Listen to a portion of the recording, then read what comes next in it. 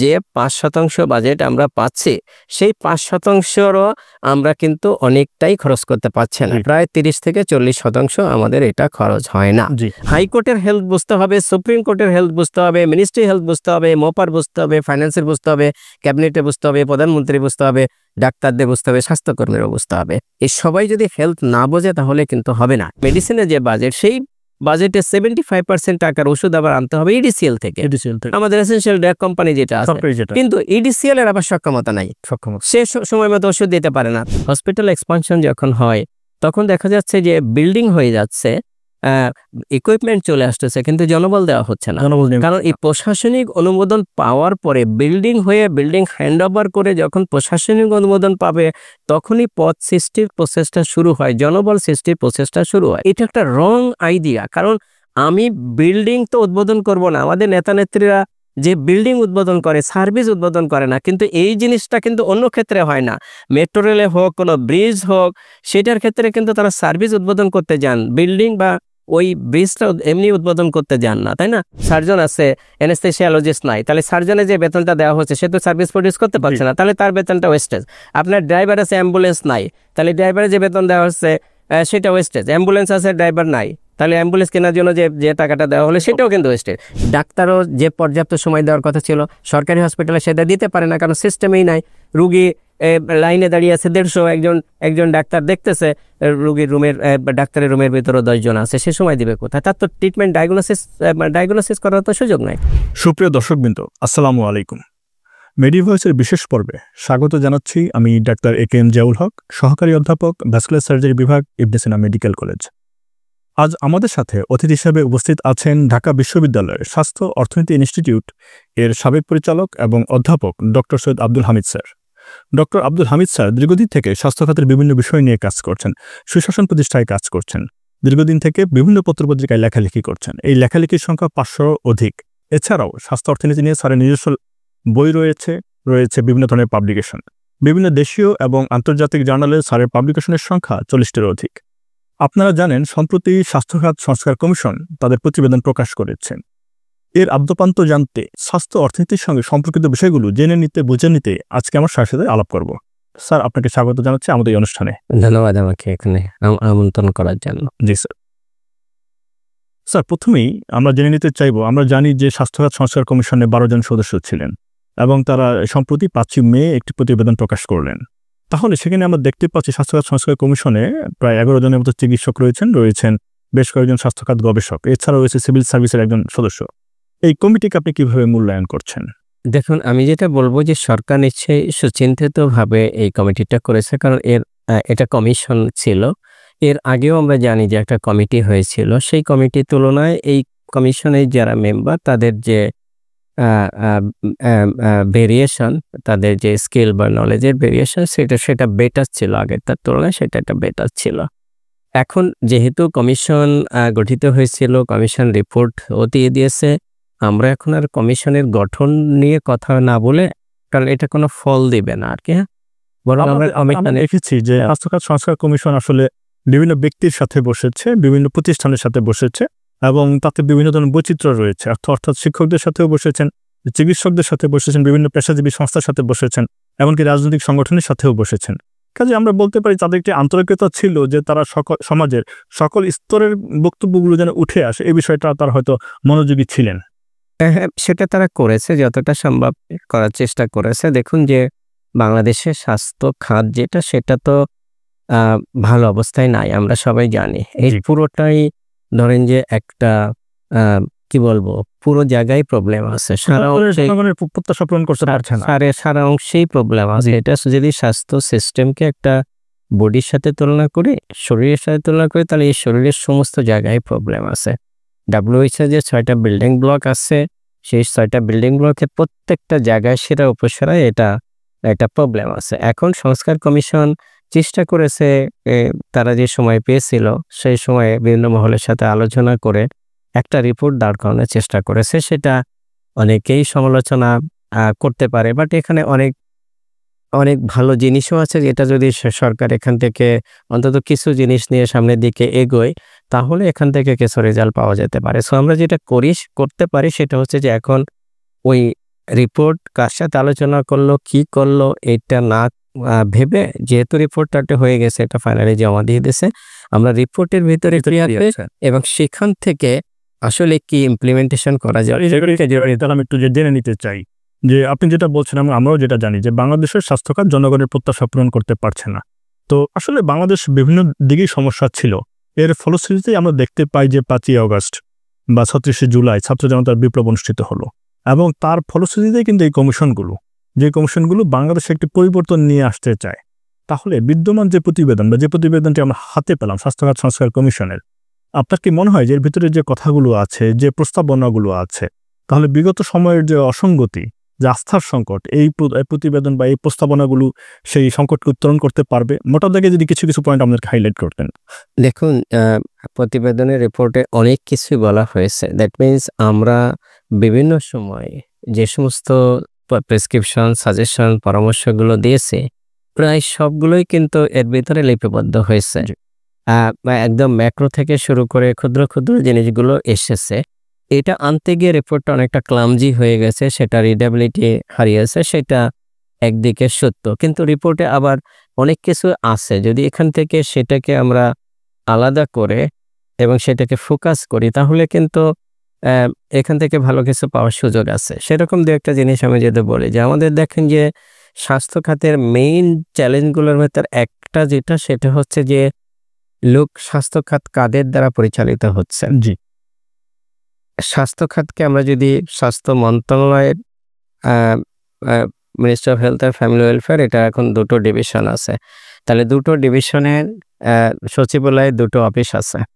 এই অফিসে যারা কর্মরত আছেন তারা জেনারেল ক্যাডারের কর্মকর্তা, তারা দক্ষ ম্যানেজার হিসেবে তাদের সুনাম আছে, কিন্তু সেটা হচ্ছে যে তাদের হেলথের জ্ঞানটা নাই।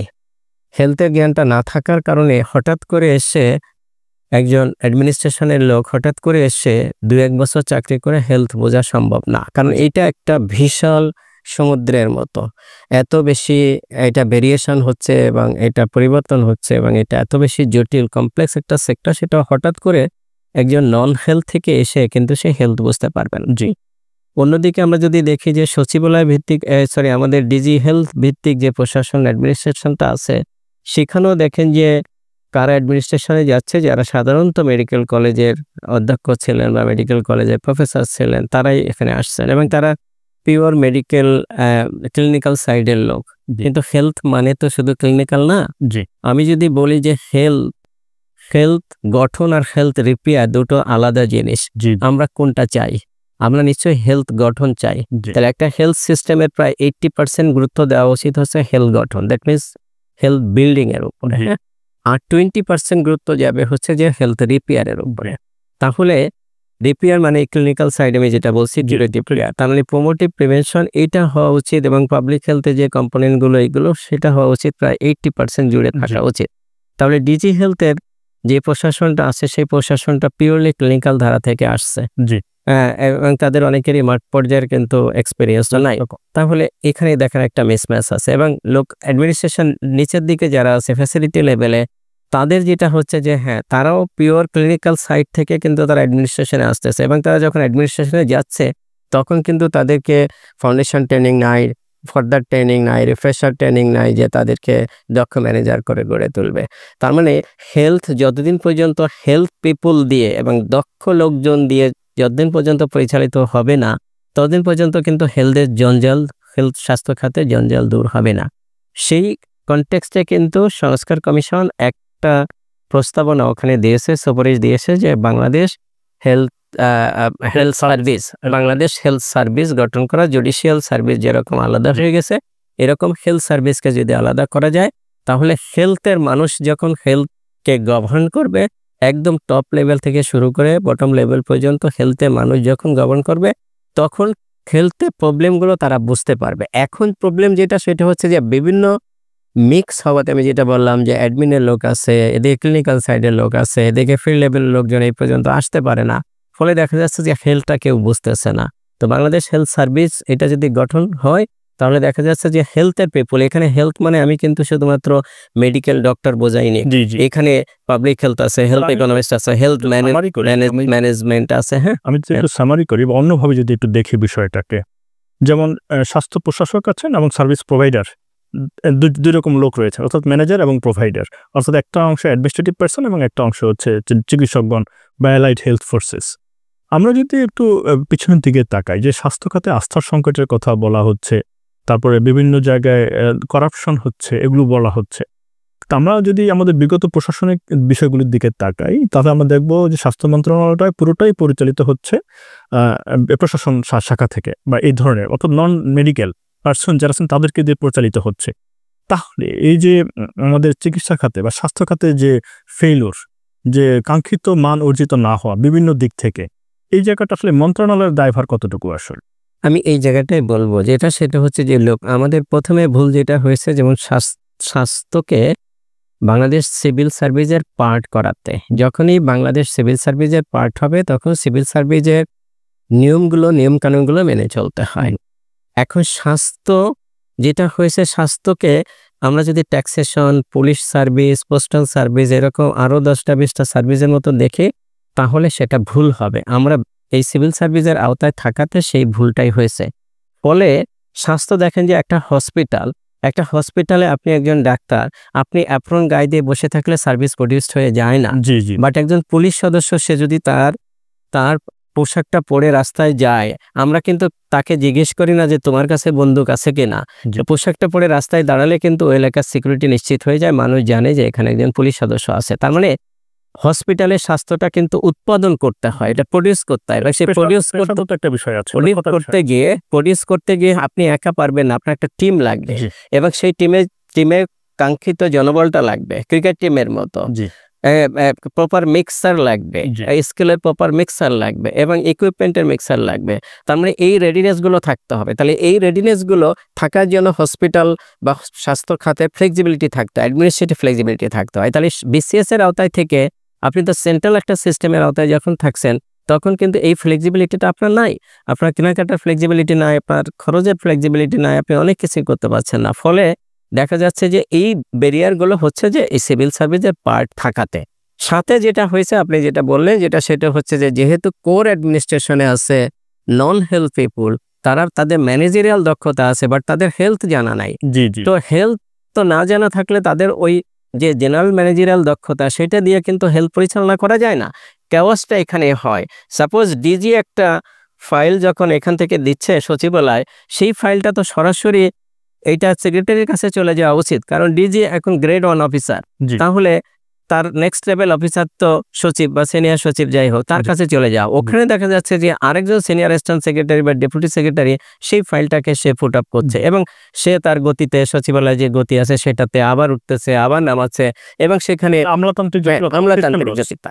এই কারণে যদি ওই যে বাংলাদেশ হেলথ সার্ভিস যেটা হয়, এবং ওখানে যে প্রস্তাবনাটা দেওয়া হয়েছে যে হেলথ সার্ভিসের 3টা ডিভিশনের কথা বলা হয়েছে, এবং সেই ডিভিশনের ভিতরে সবগুলো অ্যালাইনমেন্ট হবে, সচিবালয় এবং ডিজি আলাদা কিছু হবে না, একটা অফিসের আওতায় থাকবে, তখন কিন্তু এগুলো গতি আসবে। এবং তার হেডকে বলা হয়েছে যে একজন সিনিয়র মেডিকেল প্রফেশনাল থাকবে, যে এটার মুখ্য সচিবের পদে থাকবে। তাহলে এইটা যদি হয়, তাহলে কিন্তু এই যে আমরা যেটা বলতেছি যে হেলথ মানুষকে দিয়ে চালাতে হবে, নন হেলথ দিলে এখানে সেটা অগ্রগতি লাভ করা যায় না। তাহলে সেই জায়গাটা হবে, সেই সাজেশনটা কিন্তু সঠিকভাবে সেটাই হচ্ছে। বিগত 50 বছর আমরা দেখছি যে স্বাস্থ্য খাত স্থবির হয়েই যাচ্ছে, রাইট, তার গতি কিন্তু আসছে না, রাইট, আসবে না, কখনো আসবে না যদি এই মিসম্যাচগুলো আমরা করি। আমাদের কেন 2-3টে প্রশাসন এখানে থাকবে, যে আবার মানে কেন ব্রিটিশ আমলের মতো ওই প্রসেসগুলো আমাদের থাকবে। লোক স্বাস্থ্য is a place, hospital is a place যেখানে আমাদের জীবনে শুরু হয়। আমরা আশা করি যে আমাদের বাচ্চারা সেখানে জন্মাবে, রাইট, হ্যাঁ, সেখানে ডেলিভারি হবে, এবং আশা করি যে আমার আত্মীয় স্বজন, আমি নিজে সেখানে ট্রিটমেন্টের অধীনে থাকে মারা যাব। এইরকম একটা যেখানে জীবনের শুরু এবং জীবনের শেষ সেখানে হয়, সেই জায়গা যে রেডিনেস, সেটা ফায়ার ব্রিগেড থেকে নিশ্চয়ই বেশি হওয়া উচিত। কিন্তু দেখা যাচ্ছে রেডিনেসের জায়গায় আপনি তো জানেন যে সরকারি হসপিটালে কি অবস্থা, হ্যাঁ, লোকজন আসতে ইকুইপমেন্ট নাই, ইকুইপমেন্ট আসতে লোকজন নাই, সাপোর্ট স্টাফ নাই, অনেক কিছুই নাই, অবস্থাপনাটা রয়েছে, রাইট। তাহলে এইটা করার জন্য কিন্তু এখানে কন্ডিশন আছে। কন্ডিশনটা যেটা, সেটা হচ্ছে যে এই যে আমরা যেটা বলছি যে বাংলাদেশ হেলথ সার্ভিস গঠন করা, এটা মানে দিস ইজ লজিক্যাল ভেরি, যেটা এটা ছাড়া উপায় নেই।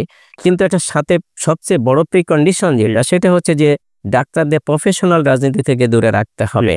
কারণ প্রফেশনাল রাজনীতি থেকে দূরে যদি না রাখা হয়, যখন এরকম বাংলাদেশ হেলথ সার্ভিস গঠন করা হবে, তখন যে সরকার ক্ষমতায় থাকবে তার যে লেজুর ভিত্তিক যে ডাক্তারদের অ্যাসোসিয়েশন যেটা আছে, সেটা কিন্তু সবকিছু তদারকি করবে। তখন অন্য বিরোধীদের যারা থাকবে তাদের কিন্তু অবস্থা খুব খারাপ হবে। যেটা হয়েছিল বঙ্গবন্ধু মেডিকেল ইউনিভার্সিটি, এখন যেটা বাংলাদেশ মেডিকেল ইউনিভার্সিটিতে গত আমলে যেটা হয়েছিল যে বিরোধীরা কাজ করতে পারে নাই, যারা বিরোধী পক্ষে ছিল তারা কাজ করতে পারেনি, অনেকে চাকরি ছেড়ে দিয়ে চলে যেতে হয়েছে। তাহলে এখানে বড় প্রিকন্ডিশন যেটা, সেটা হচ্ছে যে ডাক্তাররা কোনো ধরনের লেজুর প্রফেশনাল লেজুর ভিত্তিক রাজনীতি করবে না। রাজনীতি সচেতন হবে, সবই ঠিক আছে, সবকিছু হবে। সেম কথাটা শিক্ষকদের জন্য, ইউনিভার্সিটি শিক্ষক বা কলেজ শিক্ষক সবার জন্য এই কথাটা প্রযোজ্য। জি, থ্যাংক ইউ স্যার। এখানে কিন্তু আরেকটা কথা তারা অ্যাড করেছেন, সেটা হচ্ছে বাংলাদেশ হেলথ কমিশন। তাহলে এই যে বাংলাদেশ হেলথ কমিশনের কথাও তারা বললেন, বাংলাদেশ হেলথ সার্ভিসের কথাও বললেন, এই দুটো কি আসলে কন্ট্রাডিক্টরি নাকি এটা আসলে পরস্পরকে অ্যাকোমোডেট করে? না, কন্ট্রাডিক্টরি না। দেখেন যে বাংলাদেশ হেলথ সার্ভিস কমিশনের কথা যেটা বলা হয়েছে, কারণ এইটা শুধু যেটা বাংলাদেশ হেলথ সার্ভিস যেটা বলা হচ্ছে, এটা হচ্ছে যে যেটা করবে, এবং তারা কিন্তু আরেকটা কথাটা বলেছে, রিক্রুটমেন্টের জন্য কিন্তু আরেকটা সেপারেট বিসিএস হেলথের কথা বলেছে, যারা পিএসসির কথা বলেছে, যেটা সেগুলো রিক্রুটমেন্ট করবে। জি স্যার। তার মানে এই যে বাংলাদেশ হেলথ সার্ভিসের কথা যেটা বলা হয়েছে, এটা একটা বডি যেটা হচ্ছে যে মূল স্বাস্থ্য খাতের গভর্নেন্সের কাজটা করবে, অ্যাডমিনিস্ট্রেশনের কাজটা করবে একদম। দ্যাট মিনস এইটাই সচিবালয় হয়ে যাবে, আলাদা কোনো হেলথের আলাদা কোনো সচিবালয় থাকবে না, এটাই সচিবালয় হবে, আলাদা কোনো ডিজি হবে না, সচিবালয়ের পার্টি ডিজি হয়ে যাবে। তার মানে হেলথের অ্যাডমিনিস্ট্রেশনটা এটা হবে। এখন তাহলে আপনি যেটা বললেন সেটা হচ্ছে যে কমিশনের কাজটা কি হবে, বাংলাদেশ হেলথ সার্ভিস কমিশনের কথা যেটা বলা হয়েছে। লোক এইটা কিন্তু তারা বলেছে একটা সুপ্রিম বডি, এটার কোনো অ্যাডমিনিস্ট্রেটিভ পাওয়ার থাকবে না, বাট এই বাংলাদেশ হেলথ সার্ভিস তাদের কাছে রিপোর্ট করবে, কারণ এটা সুপ্রিম একটা পাওয়ার। কারণ হেলথ শুধু মানে হেলথ সার্ভিস দেওয়া না, এখানে দেখেন যে হেলথ এডুকেশন আছে, হেলথের নানা রকম অ্যাক্রিডিটেশন আছে, হেলথের কোয়ালিটির ইস্যু আছে, যে এই যে বিষয়গুলো, এবং হেলথের ভিতর দেখেন যে অনেক ধরনের বিষয় আছে। ওখানে তারা 17টা ডিপার্টমেন্টের কথা, 17টা ডিভিশনের কথা বলেছে, এবং 17টা ডিভিশনের ভিতরে হেলথের সবকিছুকে নিয়ে আসার চেষ্টা করা হয়েছে। সো এখানে এদের সাথে কোনো কন্ট্রাডিকশন না, এটা একটা সুপ্রিম বডি হিসেবে কাজ করবে। এবার স্যার আমি একটু জেনে নিচ্ছি যে পৃথিবীর অন্যান্য দেশে এই হেলথ কমিশনের আইডিয়াটা আছে কিনা, বা তারা আসলে কিভাবে কাজ করে?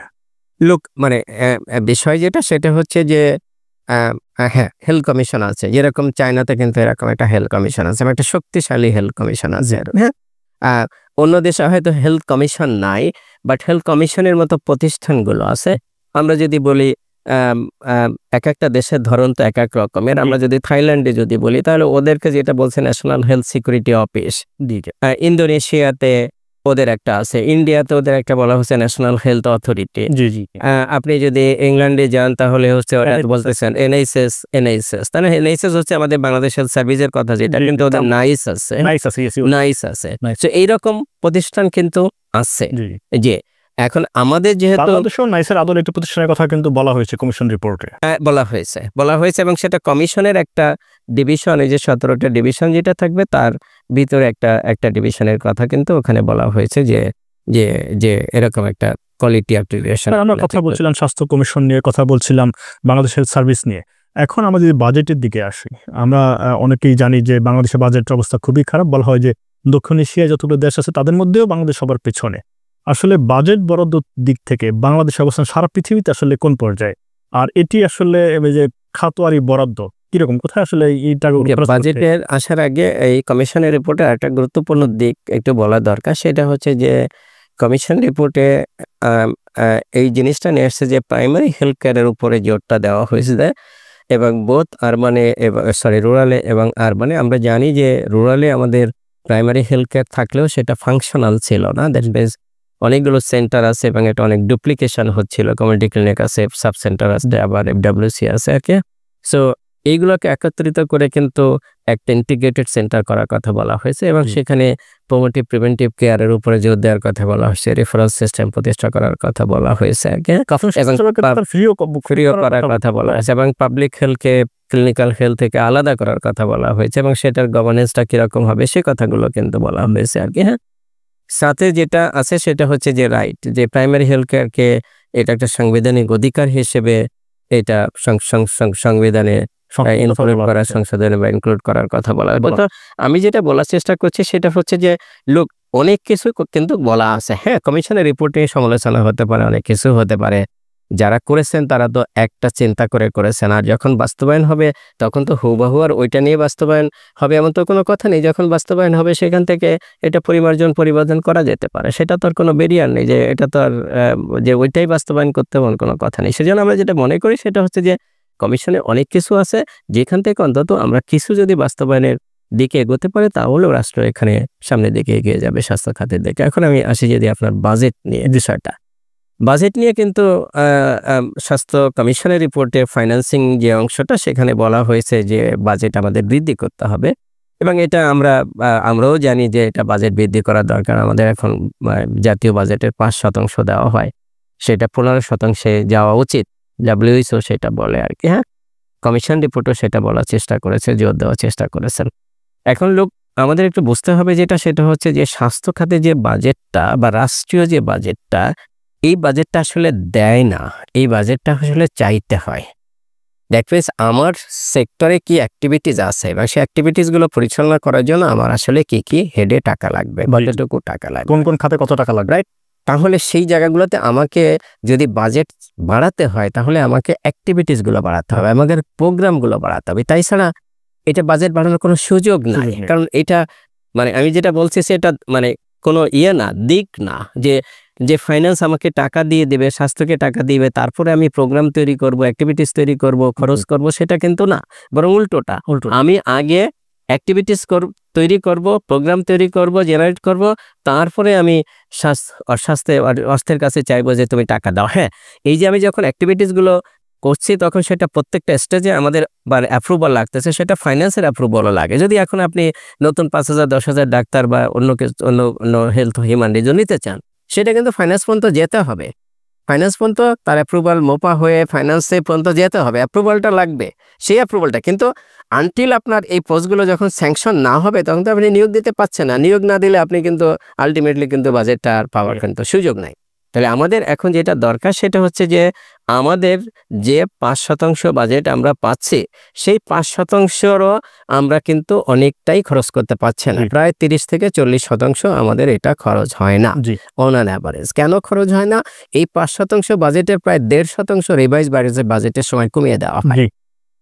যে এই যে যখন 6 মাস পরে রিভাইজড হয় তখন এবারও কমিয়ে দেওয়া হলো।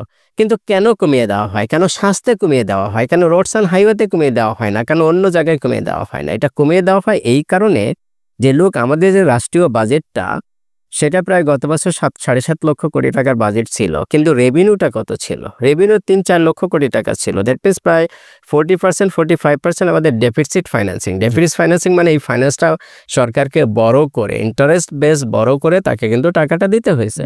কিন্তু যখন দেখা গেল যে 6 মাস চলে গেছে, স্বাস্থ্য 30% বা 20%ও খরচ করতে পারে নাই, তখন দেখবে যে সরকার তখন তো বাজেট যেহেতু সে দেনা করে আনে, তো দেনা করলে ইন্টারেস্ট দিতে হয়। আপনি দেখবেন যে বাজেট যখন দিবে তখন ইন্টারেস্টটাই হচ্ছে যে বাজেটের সবচেয়ে বড় আইটেম, যে স্লাইসগুলো আছে সেটা হলো ইন্টারেস্ট পে করতে হচ্ছে সেটা। তাহলে সরকারকে যখন ইন্টারেস্ট দিতে হচ্ছে তখন সরকারের মাথায় এই জিনিসটা আসে, তাহলে আমি কমাবো। তাই কোথায় কমাবো? যেখানে খরচটা এখনো পর্যন্ত করতে পারে নাই সেখানে কমাবো। তখন যে ওই সময় হয়তো রোডস অ্যান্ড হাইওয়েতে তার 6 মাস পরে তার 60% খরচ হয়ে গেছে, তার ওখান থেকে তো কমানোর উপায় নেই। স্বাস্থ্যে দেখা যাচ্ছে যে 20%-এর মতো খরচ হয়েছে, তখন 80% খরচ তো আসে 6 মাসে করতে পারে না। তখনই ওখানে হাত দেওয়া হয় যে এটা কমিয়ে দেওয়ার বিষয় আর কি। হ্যাঁ, এটা তারপরে কমিয়ে দেওয়া আমাদের যেটা থাকলো সেটাও আমরা পুরোপুরি খরচ করতে পারি না। আমি একটু জানতে চাচ্ছি যে আমাদের আউট অফ পকেট এক্সপেন্ডিচার 65 থেকে 70%, অর্থাৎ রোগীকে ওষুধ কেনার পেছনে একটা বিশাল অঙ্কের অর্থ খরচ করতে হয়। অথচ সরকারি হসপিটালগুলোতে ওষুধ থাকার কথা ছিল, ওষুধগুলো এখান থেকে দিয়ে দেওয়ার কথা ছিল। আবার আমরা দেখতে পাচ্ছি যে 40% থেকে 50% পর্যন্ত পোস্ট ভ্যাকেন্ট। চিকিৎসক এবং স্বাস্থ্যকর্মীদের যে রেশিও এগুলো ঠিক নেই, এলোমেলো অবস্থায় আছে এবং প্রত্যাশিত মানের অনেক নিচে। এবং আমরা ডকুমেন্টই বলছে যে এখানে 40% বা তারও বেশি ভ্যাকেন্ট আছে। তাহলে আমাদের আবার দুর্নীতির কথাও আমরা শুনতে পাই।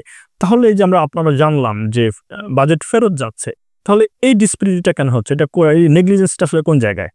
প্রবলেমটা কোথায়? নেগলিজেন্সি ধরেন যে আমাদের যে পোস্টগুলো খালি আছে, এই পোস্টগুলো যদি দেখেন তাহলে খালি আছে বিশেষ করে সাপোর্ট স্টাফদের বেশি আছে কম্পেয়ার টু দেখা যাচ্ছে যে উপরের দিকে যে পজিশনগুলো আছে। তার মানে এখানে কিন্তু দীর্ঘদিন ধরে নিয়োগ হয়নি। এই নিয়োগগুলো কিছু লোকালি হওয়ার কথা, কিছু সেন্ট্রালি হওয়ার কথা। সো নিয়োগের একটা প্রসেস আছে, সেটা জটিলতা আছে, সেই জটিলতাগুলো কেউ নিতে চায়নি। আপনি জানেন যে মেডিকেল টেকনোলজিস্টদের যে নিয়োগটা সেটাও ছিল না, এটা ধরেন যে স্থগিত ছিল। কি স্থগিত ছিল? কারণ দুটো গ্রুপের ভিতরে একটা কেস ছিল। তাহলে এখানে কেসটা কেন হাইকোর্ট গুরুত্বের সাথে এই ধরনের কেসগুলো মোকাবেলা করে না, এটা জনগুরুত্বপূর্ণ। কারণ এই ধরনের হিউম্যান রিসোর্স যদি না থাকে তাহলে হসপিটাল বা হেলথ সার্ভিসটা দিবেটা কি? এই যে বিষয়টা, সেজন্য হেলথকে সামগ্রিকভাবে যদি না বোঝা হয় তাহলে হবে না। হাইকোর্টের হেলথ বুঝতে হবে, সুপ্রিম কোর্টের হেলথ বুঝতে হবে, মিনিস্ট্রি হেলথ বুঝতে হবে, মোপার বুঝতে হবে, ফাইন্যান্সের বুঝতে হবে, ক্যাবিনেটে বুঝতে হবে, প্রধানমন্ত্রী বুঝতে হবে, ডাক্তারদের বুঝতে হবে, স্বাস্থ্যকর্মীরও বুঝতে হবে। এই সবাই যদি হেলথ না বোঝে তাহলে কিন্তু হবে না। এটা যদি দায় শুধু চাপিয়ে দেওয়া হয় তাহলে সেটা হবে না। তাহলে সেখানে বিষয় যেটা সেটা হচ্ছে যে এই যে বাজেটটা আপনাকে দিচ্ছে সেই বাজেটটা খরচ করার পিছনে বাধাটা কোথায়? এই বাধাগুলো যদি দেখেন তাহলে আমি যেটা বলবো যে প্রথম বাধা যেটা সেটা হচ্ছে যে স্বাস্থ্য বাংলাদেশ সিভিল সার্ভিসের পার্ট হওয়াতে সিভিল সার্ভিসের যে সমস্ত নিয়মকানুন আছে সেই নিয়মকানুনকে ফলো করতে হচ্ছে। তার মানে তার প্রকিউরমেন্ট রুল ফলো করতে হয়, তার প্রকিউরমেন্ট অ্যাক্ট ফলো করতে হয়। এখন দেখেন যে আছে ইঞ্জিনিয়ারিং একটা কেনাকাটা, কনস্ট্রাকশন যেটা হচ্ছে সেটা প্রকিউর করা সহজ, তার একটা সেট রুল আছে। কিন্তু হেলথের ক্ষেত্রে হাজারো রকমের কমোডিটি এবং সেটার প্রাইস ভেরিয়েশন, কোয়ালিটি ভেরিয়েশন, প্রকার ভেরিয়েশন, হাজারো রকমের স্টেক হোল্ডার, এই জটিলতাকে যদি ওভারকাম করে একটা প্রকিউর করতে হয় তাহলে সেই প্রকিউরমেন্ট রুলটা কিন্তু হতে হয় একটু ফ্লেক্সিবল একটা অবস্থা। সেজন্য স্বাস্থ্যের জন্য আলাদা প্রকিউরমেন্ট রুল হওয়া উচিত, কিন্তু সেটা হবে না। কেন হবে না? কারণ ওই যে বাংলাদেশ সিভিল সার্ভিসের পার্ট একই প্রকিউরমেন্ট রুলে থাকতে হবে। তাহলে এখানে একটা জটিলতা আছে। আপনি যেটা বললেন যে ওষুধ নাই কেন? কারণ ওষুধ কেনার জন্য যেটা বলা হয়েছে সরকারি হসপিটালকে এখন উপজেলা পর্যন্ত নিজে ওষুধ কিনতে পারে, এটাকে ডিসেন্ট্রালাইজ করা হয়েছে। এটা একটা ভালো দিক, আবার খারাপ দিক আছে। হ্যাঁ, ভালো দিক যেটা সেটা হচ্ছে যে তার প্রয়োজন মতো ওষুধ কেনার সুযোগ এখন তৈরি হয়েছে, কিন্তু সে কিনতে পারছে কিনা। কিন্তু ওখানে একটা ব্র্যাকেট করে দেওয়া হয়েছে যে এর 75% টাকার এমএসআর এর যে বাজেট, বিশেষ করে এমএসআর এর ভিতরে মেডিসিনের যে বাজেট, সেই বাজেটে 75% টাকার ওষুধ আবার আনতে হবে ইডিসিএল থেকে, আমাদের এসেনশিয়াল ড্রাগ কোম্পানি যেটা আছে। কিন্তু ইডিসিএল এর আবার সক্ষমতা নাই, সে সময় মতো ওষুধ দিতে পারে না। তার কাছে দেখা যাচ্ছে যে ওষুধ চাওয়া হয়েছে, প্রপার প্রসেসে ওষুধ চাওয়া হয়েছে, সে কিন্তু দিতে পারছে না। তার কাছে এক প্রকার ওষুধ চাইলে তার ভান্ডারে স্টোরে যে ওষুধ আছে তা সে আরেক প্রকার ওষুধ দিয়ে দেয়। চাইছে এক ধরনের ওষুধ দিয়ে দিচ্ছে আরেক ধরনের, সেটা তো দরকার নাই। এবং সেখানে সে এনওসিও দেয় না, যে না তার যে ওষুধ নাই সেই ওষুধটা সে বাইরে থেকে কিনে নিবে। সে এনওসি না দিলে ওষুধটা ফ্যাসিলিটি ম্যানেজার বাইরে থেকে কিনে নিতে পারে না। তাহলে এই ধরনের জটিলতাগুলো আছে। হেলথের আরেকটা বাজেট খরচ করে হেলথ ইঞ্জিনিয়ারিং ডিপার্টমেন্ট, আরেকটা খরচ করে পিডব্লিউডি। দেখেন যে হেলথের বাইরে কিন্তু একটা দপ্তর, এই হেলথ ইঞ্জিনিয়ারিং ডিপার্টমেন্টের হেলথের ভিতরে একটা দপ্তর হলে তার কিন্তু ক্যাপাসিটি নাই। আবার একটা অংশ খরচ করে নিমিউ, দ্যাট মিনস এই যে ন্যাশনাল মেইনটেনেন্স, যেটা ইলেকট্রনিক ইকুইপমেন্ট মেইনটেনেন্স করে, একটা টেমো যেটা ট্রান্সপোর্ট মেইনটেনেন্স করেন। এই দপ্তরগুলো দেখা যাচ্ছে কোনো সক্ষমতা নেই, তারা ঠিক মতো খরচ করতে পারে না। সো নানা কারণে দেখা যাচ্ছে কিন্তু এই বাজেটটা খরচ হচ্ছে না। আমি যদি ডেভেলপমেন্ট বাজেটের কথা ধরি, যেখানে খরচের বেশিরভাগ অংশটা খরচ হয় উন্নয়ন খাত, এটা গেল রেভিনিউ খাত বা অপারেটিং এক্সপেন্ডিচার। যেটা অপারেটিং এক্সপেন্ডিচার সাধারণত খরচ হয়ে যায়, এটা 5 থেকে 10% অব্যয়িত থাকে, কিন্তু মেজর অংশটা খরচ হয় না। যেটা সেটা হচ্ছে যে আপনার ডেভেলপমেন্ট। এখন ডেভেলপমেন্টের খরচটা কেন হয় না? প্রথমে যেটা সেটা হচ্ছে যে আমরা দক্ষ পিডি পাই না। কারণ ডাক্তারদের থেকে যেহেতু পিডি নিয়োগ করা হয়, তাহলে ডাক্তাররা অনেকেই পিডি হতে চায় না। যাদেরকে পিডি দেওয়া হয় অনেকের ইচ্ছার বিরুদ্ধে তাকে কিন্তু পিডি দেওয়া হয়, তার ইন্টারেস্টের বিরুদ্ধে তাকে পিডি দেওয়া হয়। সেটা হচ্ছে একটা। দুই হচ্ছে যে পিডি হওয়ার পরে তাকে যে ট্রেনিংটা দেওয়ার দরকার, তাকে যে সহযোগিতা করার দরকার, সেই সহযোগিতা সে পায় না। দপ্তর থেকেও পায় না, সচিবালয় থেকে সেই সহযোগিতা পায় না, এবং তার যে নলেজ গ্যাপ আছে সেই নলেজ গ্যাপ পূরণের জন্য তার যে ট্রেনিং দেওয়া দরকার সেটাও কিন্তু সে পায় না। 3 নম্বরে যেটা সেটা হচ্ছে যে ধরেন যে প্রজেক্টটা 5 বছর মেয়াদি, কিন্তু যাকে পিডি নিয়োগ করা হলো তার চাকরির বয়স আছে 2 বছর, 1.5 বছর, 3 বছর এরকম। তার মানে মাঝপথে কিন্তু সে চলে যাবে চাকরি শেষ করে চলে যাবে, আরেকজনকে পেডে নিয়োগ করতে হবে। প্রজেক্ট শেষ হলো না, প্রজেক্ট শেষ হলো না, আরেকজনকে পেডে নিয়োগ করতে। এরকম দেখা যাচ্ছে যে কোনো প্রজেক্টে 2-3 বারও পেডে নিয়োগ করতে হয়েছে। তার মানে এই যে একটা সেদ ঘটে, যে একজন শুরু করলো ধারাবাহিকতা, রাইট, আরেকজন তারপরে এসে সে আরেকজনের কাজকে সে এগিয়ে নেওয়া, এবং তারও ওই ধরনের জ্ঞান থাকে না, যার কারণে এখানে প্রবলেম হয়ে যায়। 4 নম্বরে যেটা, সেটা হচ্ছে যে কন্ট্রাক্টর যেটা নিয়োগ করা হয়, সেই কন্ট্রাক্টর আমরা জানি যে এখানে দুর্নীতির বিষয় আছে, এখানে পলিটিক্যাল নানা রকমের লেয়াজও থাকে। এইভাবে ফ্রেশ বা খুব কম্পিটিটিভ ওয়েতে বা খুব ভালো কম্পিটেন্ট ফার্মকে যে সবসময় কাজ দেওয়া হয়, ব্যতিক্রম আছে সেটা, কিন্তু বেশিরভাগ সময় আমরা দেখি যে যারা কাজ পাচ্ছে তারা কম্পিটেন্ট না, কারণ এরা আইদার দুর্নীতির ছত্রছায়া এসেছে অথবা পলিটিক্যাল কোনো লেজুর ভিত্তিকতা ছত্রছায়া এসেছে। এটা আসার পরে যেটা হয় সেটা হচ্ছে যে এদের লিকুইডিটি ক্রাইসিস হয়। লিকুইডিটি ক্রাইসিস কেন হয়? কারণ এই ফার্মগুলো আমি যেটা বললাম যে এরকম কম্পিটেন্ট ফার্ম না। 2 যেটা হয়, যাদের ছত্রছায়া এসেছে তাদেরকে তো ব্রাইব করতে হয়। তাহলে প্রথম কিস্তির যে টাকাটা পাচ্ছে সেই কিস্তির টাকা থেকে কিন্তু যাদের মাধ্যমে আসছে তাদেরকে খুশি করতে হয়। তাই খুশি করতে গিয়ে কিন্তু তার টাকা থাকে না। পরে দেখা যাচ্ছে কাজ শুরু করে 3-6 মাস 9 মাস কাজ করার পরে দেখা যাচ্ছে যে সে আর টাকা নাই, সে কাজ বন্ধ করতে হচ্ছে। বাই দিস টাইম সে কিন্তু আবার টাকা পাওয়ার জন্য বাকি কিস্তির টাকা পাওয়া, নেক্সট কিস্তির টাকা পাওয়ার জন্য চেষ্টা করছে, কিন্তু সেটা পাওয়ারও একটা প্রসেস আছে, সেটা একটা দীর্ঘসূত্রিতা আছে। বাস বাকি টাইমে কিন্তু মাঝখানে কিন্তু কাজটা বন্ধ থাকছে। আবার যখন সে টাকাটা পাচ্ছে সে তখন আবার কাজটা আবার শুরু করতেছে। তো এইভাবে দেখা যাচ্ছে 3 বছরের প্রজেক্ট 5 বছরে হয়ে যায়, সময় মতো সে খরচ করতে পারে না। এই জন্য কোয়ালিটি কাজ হলো না, কোয়ালিটি কাজ হলো না। এখানে আরেকটা বিষয় যেটা, সেটা হচ্ছে যে স্বাস্থ্য খাতের আরেকটা বিষয় যেটা, যে জটটা খোলা দরকার, সেটা হচ্ছে যে আমরা সবাই জানি যখন এক্সপানশন হয়, হসপিটাল এক্সপানশন যখন হয়, তখন দেখা যাচ্ছে যে বিল্ডিং হয়ে যাচ্ছে, ইকুইপমেন্ট চলে আসতেছে, কিন্তু জনবল দেওয়া হচ্ছে না। কারণ এই প্রশাসনিক অনুমোদন পাওয়ার পরে বিল্ডিং হয়ে বিল্ডিং হ্যান্ড ওভার করে যখন প্রশাসনিক অনুমোদন পাবে, তখনই পদ সৃষ্টির প্রসেসটা শুরু হয়, জনবল সৃষ্টির প্রসেসটা শুরু হয়, জনবলের পদ সৃষ্টির প্রসেস শুরু হয়। এটা একটা রং আইডিয়া। কারণ আমি বিল্ডিং তো উদ্বোধন করব না, আমাদের নেতা নেত্রীরা যে বিল্ডিং উদ্বোধন করে, সার্ভিস উদ্বোধন করে না। কিন্তু এই জিনিসটা কিন্তু অন্য ক্ষেত্রে হয় না। মেট্রো রেলে হোক, কোনো ব্রিজ হোক, সেটার ক্ষেত্রে কিন্তু তারা সার্ভিস উদ্বোধন করতে যান, বিল্ডিং বা ওই ব্রিজটা এমনি উদ্বোধন করতে যান না, তাই না? কিন্তু এই জিনিসটা হসপিটালের ক্ষেত্রে, এই যে অ্যাডমিনিস্ট্রেটিভ অনুমোদন কেন, এটা শুরুতেই হবে না। যেদিন থেকে কনস্ট্রাকশনের কাজটা শুরু হলো সেই দিন থেকেই আমরা যদি নিয়োগে এই জনবলের পদ সৃষ্টির প্রক্রিয়াটা শুরু করে দিতে পারতাম, তাহলে হচ্ছে যে আমার বিল্ডিং হ্যান্ড ওভারের আগে আমার নিয়োগ হয়ে যাবে। আমার ক্রিটিক্যাল হিউম্যান রিসোর্স যদি না থাকে তাহলে আমার সার্ভিস আর দেবো কিভাবে? আমার 150 বেডের হসপিটাল 250-300 বেড হয়ে গেল, লোকজন রুগী বেশি চলে আসলো, কিন্তু দেখা যাচ্ছে লোকবল কিন্তু আগে সেই লোকবল দিয়ে প্রচারণার কারণে মানুষের প্রত্যাশা বেড়ে যাচ্ছে, রুগী বেশি আসলে দেখে জনবল নাই, সো সার্ভিস দিতে পারছে না। এটাও এই যে সমস্ত মিসম্যাচ গুলো এটার একটা বড় কারণ। সো এই জায়গাগুলোতে আমাদেরকে মেরামত করতে হবে। স্যার, যেটি বলছিলেন যে স্বাস্থ্য খাতে যে আমরা বাজেট বরাদ্দ কম পাচ্ছি, দুর্নীতির কথা আসলো এবং কিছু অংশ ফেরতও যাচ্ছে, তাহলে উত্তরণের জন্য আমরা আসলে কি করণীয়?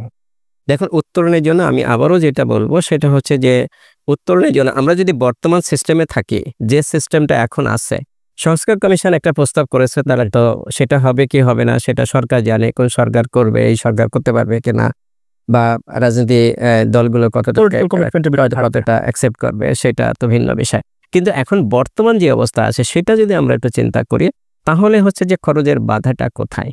খরচের বাধাটা আমরা একটু আলোচনা করেছি, তাহলে খরচের বাধাটা আমরা যদি ওভারঅল যে সেই জায়গাগুলোতে আমি সেটা বলার চেষ্টা করছি, সেটা হচ্ছে যে আমাদেরকে এখন প্রাইমারি হেলথ কেয়ারটাকে জোর দিতে হবে। কারণ প্রাইমারি হেলথ কেয়ারটাকে, যেটা সংস্কার কমিশনের রিপোর্টে বলা হয়েছে, এই যে ত্রিবিধ যে সিস্টেমটা আছে, community clinic, sub centre, FWC, এটাকে ইন্টিগ্রেট করে একটা শক্তিশালী একটা রুরাল হেলথ সিস্টেম করতে হবে, এবং সেটার সাথে রেফারেল সিস্টেমটা প্রতিষ্ঠা করে দিতে হবে। এবং এইটা যেটা হবে সেটা হলো ট্যাক্স বেসড, এবং এখানে অনেক হিউম্যান রিসোর্স আছে, সেই হিউম্যান রিসোর্সগুলোকে রিপারপোজ করে তারা কিন্তু এখানে করতে পারে। এবং এই জায়গাটা যেটা করা দরকার সেগুলো হচ্ছে যে আমাদের দেখেন যে লাইন আইটেম ভিত্তিক যে ফান্ডিংটা দেওয়া হয়, ফাইন্যান্সটা দেওয়া হয়, সেই লাইন আইটেম ভিত্তিক সরকারি চাকরি করছে, সে কি কাজ করলো না কাজ করলো এটা কিন্তু মনিটরিং নেই, অ্যাকাউন্টেবিলিটি নাই, কিছু নাই। তাহলে এটা সরকারি সিস্টেম এটা হয়, এবং পেরিফেরিতে আরও বেশি হয়। আপনার ঢাকা শহরে ঢাকা মেডিকেলের উপর হয়তো অনেকের নজর আছে, কিন্তু দেখা যাচ্ছে একটা গ্রামের একটা সাব সেন্টারের উপর সেখানে নজর নাই, সেখানে হেলথ ওয়ার্কার যাচ্ছে কি যাচ্ছে না, কি কাজ করছে এটা করছে না। সেই জন্য আমাদের যেটা করতে হবে সেটা হচ্ছে যে আমাদের ইনপুট বেস সিস্টেম থেকে কিছুটা আউটপুট বেস সিস্টেমের দিকে যেতে হবে। That means mix of input base and output base, এবং সেখান থেকে তাদেরকে ইনসেন্টিভ করতে হবে যে তুমি যদি পারফরমেন্স ভালো করো কিছু ইন্ডিকেটর দিয়ে দেওয়া যে তুমি সাপোজ যদি ইমিউনাইজেশন এই থ্রেশহোল্ডের উপরে যাও, ম্যাটারনাল এএনসি যদি 4টা এএনসি এই থ্রেশহোল্ডের উপরে যাও, তাহলে তোমার পুরো সিস্টেমটাকে তোমাকে পুরস্কৃত করা হবে। সেরকম একটা বিষয় দিয়ে তাকে কিন্তু এই যে এক্সপেন্ডিচারকে অপটিমাইজ করার সুযোগ আছে। আমাদের যেটা সেটা হচ্ছে যে খালি পোস্ট যেগুলো আছে সেই খালি পোস্টগুলোতে নিয়োগ দিতে হবে, সেটা যে কোনো লেভেলের খালি পোস্টে নিয়োগ দিতে হবে এবং সেই নিয়োগটা একটা রেগুলার ভিত্তিতে হতে হবে। আমাদের প্রবলেম যেটা হয়েছে সেটা হলো যেহেতু বিসিএসের মাধ্যমে নিয়োগ হয়, 3 বছর 5 বছর পরে একটা নিয়োগ আসতেছে, 5,000 3,000 হঠাৎ নিয়োগ দেওয়া হচ্ছে, বাই দিস টাইম কিন্তু সিমিলার সংখ্যা বা তার থেকে বেশি কিন্তু পোস্ট খালি হয়ে যাচ্ছে। তার মানে এই নিয়োগের যে বিষয়টা সেটা হচ্ছে রেগুলার ভিত্তিতে করতে হবে। এটা মেডিকেল ক্যাডারে যে নিয়োগটা সেটা হলো জেনারেল বিসিএসের সাথে না করে এটা হচ্ছে যে স্পেশাল বিসিএস, এই যে এক সামনে যেটা আছে সেটাকে নেওয়ার চেষ্টা করা হচ্ছে, সেটা হতে পারে। আরেকটা যেটা হতে পারে সেটা হচ্ছে যে আমাদের বিএমআরসি যদি এই লাইসেন্সিং দেওয়ার জন্য পরীক্ষা চালু করতে পারতো। এখন তো ধরেন যে পাশ করলে লাইসেন্সিংটা দিয়ে দেওয়া হচ্ছে, কিন্তু যদি পরীক্ষা চালু বিএমডিসি যেটি রয়েছে, হ্যাঁ বিএমডিসি যদি পরীক্ষা চালু করতে পারতো, যেটা নার্সিংয়ের জন্য পরীক্ষা আছে, এই যদি মেডিকেল গ্র্যাজুয়েটদের লাইসেন্সে যদি পরীক্ষা চালু করতে পারতো তাহলে ওইটাই কিন্তু বেস্ট পরীক্ষা হয়ে যেত। ওইটার স্কোরটা কিন্তু আমাদের চাকরির একটা স্কোরের সুযোগ তৈরি করে দিতে পারতো। এটার ভিত্তিতে তারপর তাদের শুধু ভাইবা নিয়ে তাদেরকে কিন্তু রিক্রুটমেন্ট সহজে করে ফেলা দেওয়া যেত। তার মানে আমি যেটা বলার চেষ্টা করছি সেটা হলো রিক্রুটমেন্ট করতে হবে এবং রিক্রুটমেন্ট কুইক করতে গেলে আমাদের রিক্রুটমেন্ট যে সিস্টেমটা আছে সেটাকে ফ্লেক্সিবল করতে হবে। এইটা একটা। 2 যেটা সেটা হচ্ছে যে ম্যানেজারদেরকে আলাদা করে দিতে হবে। আমি যদি গিভেন সিস্টেমের কথা বলি তাহলে দেখেন যে হেলথে যারা ম্যানেজার হচ্ছে তারা টিএসএফপিও হচ্ছে কারা, যারা আরএমও ছিল এবং সে তার আরএমএ থাকা অবস্থায় সে তো ক্লিনিক্যাল প্র্যাকটিসে আছে, সে তার অ্যাডমিনিস্ট্রেটিভ জ্ঞানটা নাই, তারপরে সে টিএসএফপি হয়ে গেল। তাহলে টিএসএফপি হয়ে যাওয়ার পরে তার কোনো ফাউন্ডেশন ট্রেনিং নাই, সে জানে না তার লোকবল কীভাবে হ্যান্ডেল করতে হবে, ফাইন্যান্স কীভাবে হ্যান্ডেল করতে হবে, প্রকিউরমেন্ট কীভাবে হ্যান্ডেল করতে হবে। ফলে যেটা হচ্ছে যে ওখানে বড়বাবু যারা আছে সেই বড়বাবুরা যা করছে, স্ট্যাটিস্টিক্যাল অফিসার যা করছে, হেড ক্লার্ক যা করছে, সেই মতো তাদের চলতে আছে। তার মানে এখানে আমাদের দীর্ঘদিনের যে পরামর্শটা ছিল সেটা হচ্ছে যে এই অ্যাডমিনিস্ট্রেটিভ স্টিমটাকে আলাদা করে দেওয়া। দ্যাট মিনস যদি আমরা বিসিএস এর ভিতরে থাকি, সংস্কার কমিশনের রিপোর্ট যদি সরকার এটা বাস্তবায়ন নাও করে, তাহলে বর্তমান সিস্টেমে যেটা দরকার সেটা হচ্ছে যে আমাদের হেলথের একটা আলাদা অ্যাডমিনিস্ট্রেটিভ স্টিম করে দেওয়া এবং বিসিএস এর শুরুতেই তারা ওই অ্যাডমিনিস্ট্রেটিভ স্টিমে যারা যাবে তারা মেডিকেল প্র্যাকটিসে যেতে পারবে না, কারণ ওরাই ডে 1 থেকে তারা অ্যাডমিনিস্ট্রেশন শিখবে। তাহলে ডে 1 থেকে যদি তারা অ্যাডমিনিস্ট্রেশন শিখে, তারা ট্রেনিং নেয়, সেই দিকে যদি স্কিলফুল হয় তাহলে এবং স্বাস্থ্য প্রশাসন আলাদা করে যদি দেওয়া হয় তাহলে এইটার সুযোগ আছে। আমি আরেকটা কথা যেটা বলবো সেটা হচ্ছে যে এখানে আমাদের দেখেন যে আমরা সেবা পাচ্ছি না, কারণ হচ্ছে সেটা হলো যে আমাদের যে রাইট, স্বাস্থ্যের যে রাইট আছে সেটা আমরা জনগণ সেটা এস্টাবলিশ করতে পারি না। এখন সরকারি হসপিটালে গেলে আমরা কি সেবা পাচ্ছি কি সেবা পাচ্ছি না সেটা আসলে কতটুকু সেবা আমার পাওয়া উচিত সেই রাইটটা কিন্তু আমরা জানি না, এবং হসপিটালও জানে না যে আসলে সে যে সেবা দিচ্ছে সে কতটুকু টাকার বা ভ্যালু সেবা দিচ্ছে, এবং সরকারও জানে না যে আসলে সরকার কত কোটি টাকা সেবা দিচ্ছে। সরকার শুধু জানে যে 41,000 কোটি টাকা সে বাজেটে দিল বা 42,000 কোটি টাকা, কিন্তু এই টাকা দিয়ে যে কি সার্ভিস প্রডিউস হচ্ছে সেটা কিন্তু সরকারের নাই। এই জায়গায় আমার একটা পরামর্শ সেটা হচ্ছে যে সার্ভিসের ভ্যালুগুলো নির্ধারণ করে দেওয়া। দ্যাট মিনস হসপিটালে প্রত্যেকটা সার্ভিস ডিআরজি ভিত্তিক ভ্যালু নির্ধারণ করে দেওয়া যায়, ডায়াগনস্টিক রিলেটেড গ্রুপ অনুযায়ী নির্ধারণ করে দেওয়া যায়। সাপোজ একটা সিজারিয়ান অপারেশন আমরা জানি যে বাইরে করতে গেলে এটা 30-50-1 লাখ টাকা খরচ হচ্ছে, সরকারি হসপিটালে এটা একটা ভ্যালু আছে না, সরকারি হসপিটালে এটা 10 টাকার মূল্যে নিশ্চয়ই না। তার মানে আমরা যদি একটা ভ্যালু নির্ধারণ করে দিতে পারি বা প্রত্যেকটা সার্ভিসে একটা ভ্যালু নির্ধারণ করে দিই, এবং ভ্যালু নির্ধারণ করার পরে আমাকে যদি একটা সিলিং দিয়ে দেওয়া হয়, সাপোজ প্রত্যেকটা পরিবারকে যদি সাপোজ বছরে 1 লক্ষ টাকার একটা সেবা পাবে এই ধরনের একটা যদি কার্ড দিয়ে দেওয়া হয়, তাহলে আমি কার্ড নিয়ে যখন হসপিটালে যাব তখন কিন্তু আমার এনটাইটেলমেন্ট থাকবে। কেউ সার্ভিস না দিলে আমি তখন ভয়েস রেজ করতে পারবো, পজিটিভ যে এম্পাওয়ারমেন্ট সেটা আমি কিন্তু দেখাতে পারবো। এবং তখন আমাকে যদি আপনি সেবা না দেন তখন কিন্তু আমি কিন্তু হইচই করব যে এই যে সরকার কার্ড দিছে আপনি এখন সেবা দিচ্ছেন না কেন। তাহলে যেটা হবে, হসপিটালের ম্যানেজার কিন্তু কোনো রিসোর্স আনইউজড রাখতে পারবে না, সে কিন্তু প্রত্যেকটা রিসোর্স কিন্তু সে ব্যবহার করার চেষ্টা করবে, কারণ তখন তো জনগণ কার্ড নিয়ে যাচ্ছে সেবা চাওয়ার জন্য, রাইট? এবং এই যে মানুষও বুঝতে পারবে যে সে হসপিটাল থেকে আসলে কত পরিমাণ সেবা পাচ্ছে, এবং হসপিটাল যখন বুঝতে পারবে যে সে কত টাকা সেবা দিচ্ছে, যে কত মূল্যে সেবা দিচ্ছে, তাহলে সে প্রত্যেকটা ইনপুট কোন কাজে খরচ করছে সেটা কিন্তু জনসংখ্যার সঙ্গে কনসার্ন থাকবে, এবং সে কিন্তু সেন্টারের কাছে, রাষ্ট্রের কাছে বেশি টাকা চাইবে, এবং এই টাকায় হবে না, তাকে যে টাকা দেওয়া হচ্ছে সেই টাকা হবে না, ওই টাকা তাকে ফ্লেক্সিবিলিটি দিতে হবে খরচের, এবং ওখানে থোক হিসেবে দিতে হবে। আমরা দেখেছি যে 150 থেকে 200 কোটি টাকা যদি থোক হিসেবে দিয়ে দেওয়া হয় এই যে বিভিন্ন হসপিটালকে, উপজেলা হসপিটালকে 10-15 লাখ টাকা, ডিস্ট্রিক্ট হসপিটালকে 15 থেকে 30 লাখ টাকা, মেডিকেল কলেজকে এরকম 50 থেকে 1 কোটি টাকা, ইনস্টিটিউটগুলোকে 1-1.5 কোটি টাকা যদি দেওয়া হয়, মাত্র 100 থেকে 150 কোটি টাকা খরচ হয়। এবং এই 100 থেকে 150 কোটি টাকা যদি দেওয়া হয় ফ্লেক্সিবল ওয়েতে, এবং তাদের যখন প্রয়োজন সেখানে খরচ করতে পারবে উইথ দ্য প্রপার অডিট এবং সবকিছুই থাকবে, তাহলে কিন্তু এটা স্বাস্থ্যের পিকচারটা চেঞ্জ করে দেওয়া যায়। এই সাহসটুকু যদি রাষ্ট্র দেখাতে পারতো তাহলে কিন্তু হতো। অনেকে যেটা বলে এই 150 কোটি টাকা দিলে তো ওরা মেরে খেয়ে ফেলবে, 150 কোটি টাকা দিলে তো 150 কোটি টাকার বেশি অপচয় হওয়ার সুযোগ নাই, তাই না? এবং 150 কোটি টাকা সরকারের কাছে 1.5 টাকা সমান, আমাদের কাছে 1.5 টাকা যেরকম সরকারের কাছে 150 কোটি টাকা 1.5 টাকা সমান। তাহলে এইটা দিয়ে কিন্তু সাহসটা দেখাতে পারে যে এইরকম যে গ্যাপগুলো আছে, যে ছোট্ট ছোট্ট আমাদের ফাইন্যান্সিং গ্যাপগুলো আছে, সেটা যদি আমরা পূরণ করতে পারি তাহলে কিন্তু এখানে আপনি অনেকগুলো বিষয় চলে আসছে। তার মধ্যে একটা হেলথ কার্ডের কনসেপ্টের কথা স্বাস্থ্য খাতের কমিশনেও আছে। আপনি হেলথ কার্ডের সাথে সেটা একটা বাউন্ডারি সেটআপের কথা বলেছেন। স্যার, এখানে স্বাস্থ্য বিমার একটা কথা চালু আছে বাংলাদেশে। স্বাস্থ্য খাতে অর্থায়নের ক্ষেত্রে স্বাস্থ্য বিমাকে একটা অন্যতম উৎস ধরা হয় পৃথিবীর বিভিন্ন দেশে, এবং অন্যতম উৎস ধরা হয়। বাংলাদেশে এটির বাস্তবতা কেমন, এবং স্বাস্থ্য কমিশনের প্রতিবেদন আসলে এটাকে কিভাবে উল্লেখ করা? স্বাস্থ্য কমিশন যেটা বলেছে, আমি যেটা বলেছি যে আমরা যত কথা বলেছি বিভিন্ন সময়, যত লেখালেখি করেছি, আমার আছে, অনেকে লেখালেখি করেছে, অনেকে টেলিভিশনে বলেছে, স্বাস্থ্য কমিশন সেটা বিভিন্ন মানুষের কাছ থেকে শুনে তারা রিপোর্ট জিনিসগুলো ওখানে নিয়ে আসছে। কিন্তু ওখানে যেটা দেখা যাচ্ছে সেটা হচ্ছে যে কোনটা প্রযোজ্য বাংলাদেশের জন্য সেটা হয়তো কংক্রিট ওয়েতে সেটা যদি একটু বলতে পারতো তাহলে হয়তো একটু ভালো হতো। স্বাস্থ্য বিমার বিষয়টা যেটা বললে সেটা হচ্ছে যে বাংলাদেশে সব মানুষের জন্য স্বাস্থ্য বিমা চালুর সুযোগ কম, আপাতত 10-15 বছর এই সুযোগটা নাই। কেন নাই? সেটা হচ্ছে যে আমাদের বেশিরভাগ মানুষ যেটা ইনগেজ সেটা হচ্ছে যে ইনফর্মাল সেক্টরে। আমাদের প্রায় 87% মানুষ ইনফর্মাল সেক্টরে, 13%-এর মতো মানুষ, 12.5-13%-এর মানুষ ফর্মাল সেক্টরে। ফর্মাল সেক্টর থেকে প্রিমিয়ামটা সরকার কন্ট্রিবিউটরি প্রিমিয়ামটা নিতে পারে, কিন্তু ইনফর্মাল সেক্টর থেকে তো প্রিমিয়াম নিতে পারবে না। তাহলে সেটার জন্য সরকারকে ভর্তুকি দিতে হবে। সরকারে কিন্তু ফিসক্যাল স্পেস নাই যে এই বিপুল পরিমাণ টাকা ভর্তুকি দেওয়া। তাহলে এইটা একটা বড় বাধা। তারপরে যদি ধরে নিই যে না, সরকার ভর্তুকি দিবে, সরকার টাকা ছাপিয়ে হোক বা যে ভাবে সরকার কমিটেড যে ইন্স্যুরেন্স চালু করবে, নেক্সট যে প্রবলেমটা, সেই প্রবলেমটা হচ্ছে যে সার্ভিসটা কে দিবে। সার্ভিসটা দিতে গেলে তো আমাদের আছে সরকারি হসপিটাল, আমাদের আছে বেসরকারি হসপিটাল। এখন বেসরকারি হসপিটাল তো সব জায়গায় ফুল প্লেস বেসরকারি হসপিটাল নাই। আপনি শহরগুলোতে কিছু ভালো হসপিটাল হয়তো আছে, কিন্তু গ্রামগঞ্জে এখানে ওখানে যে বেসরকারি হসপিটালগুলো আছে সেখানে তো সার্ভিস নাই, শুধু উইকেন্ডে সার্ভিস আছে। আপনি দেখেন যে 4টা অপারেশন যদি বেসরকারি হসপিটালে না করার সুযোগ থাকতো তাহলে বেশিরভাগ হসপিটালগুলো কিন্তু বন্ধ হয়ে যেত। সিজারিয়ান, গলব্লাডার, তারপরে হচ্ছে যে আরো দুটো অ্যাপেন্ডিক্স, হ্যাঁ। সো এইগুলো মূলত তারা সেগুলো করছে, হার্নিয়া, রাইট। সো এই জন্য সেই জন্য বেসরকারি হসপিটালগুলো, কোয়ালিটি বেসরকারি হসপিটালগুলো সব জায়গায় নাই। তারপরে ধরলাম যে হ্যাঁ, যদি বেসরকারি হসপিটাল দিয়ে শুরু করা হয়, হয়তো যারা বড় বড় হসপিটালগুলো আছে, যেমন স্কয়ার আছে, ইউনাইটেড আছে, তারা হয়তো তাদের চেইন হসপিটালগুলো হয়তো করে ফেলবে, হয়তো 2-5-10 বছরের ভিতরে এটা হয়তো হয়ে যাবে। সেটাও সমস্যা না। সমস্যা যদি আমরা কি তাহলে শুধুমাত্র বেসরকারি হসপিটাল দিয়ে সেবা দিব, নাকি সরকারি এবং বেসরকারি দুই ধরনের হসপিটাল দিয়ে সেবা দেব? সরকারি হসপিটালে এই ইন্স্যুরেন্স সিস্টেমে আসার প্রধান বাধা সেটা হচ্ছে আমাদের পাবলিক ফাইন্যান্সিয়াল ম্যানেজমেন্ট রুল।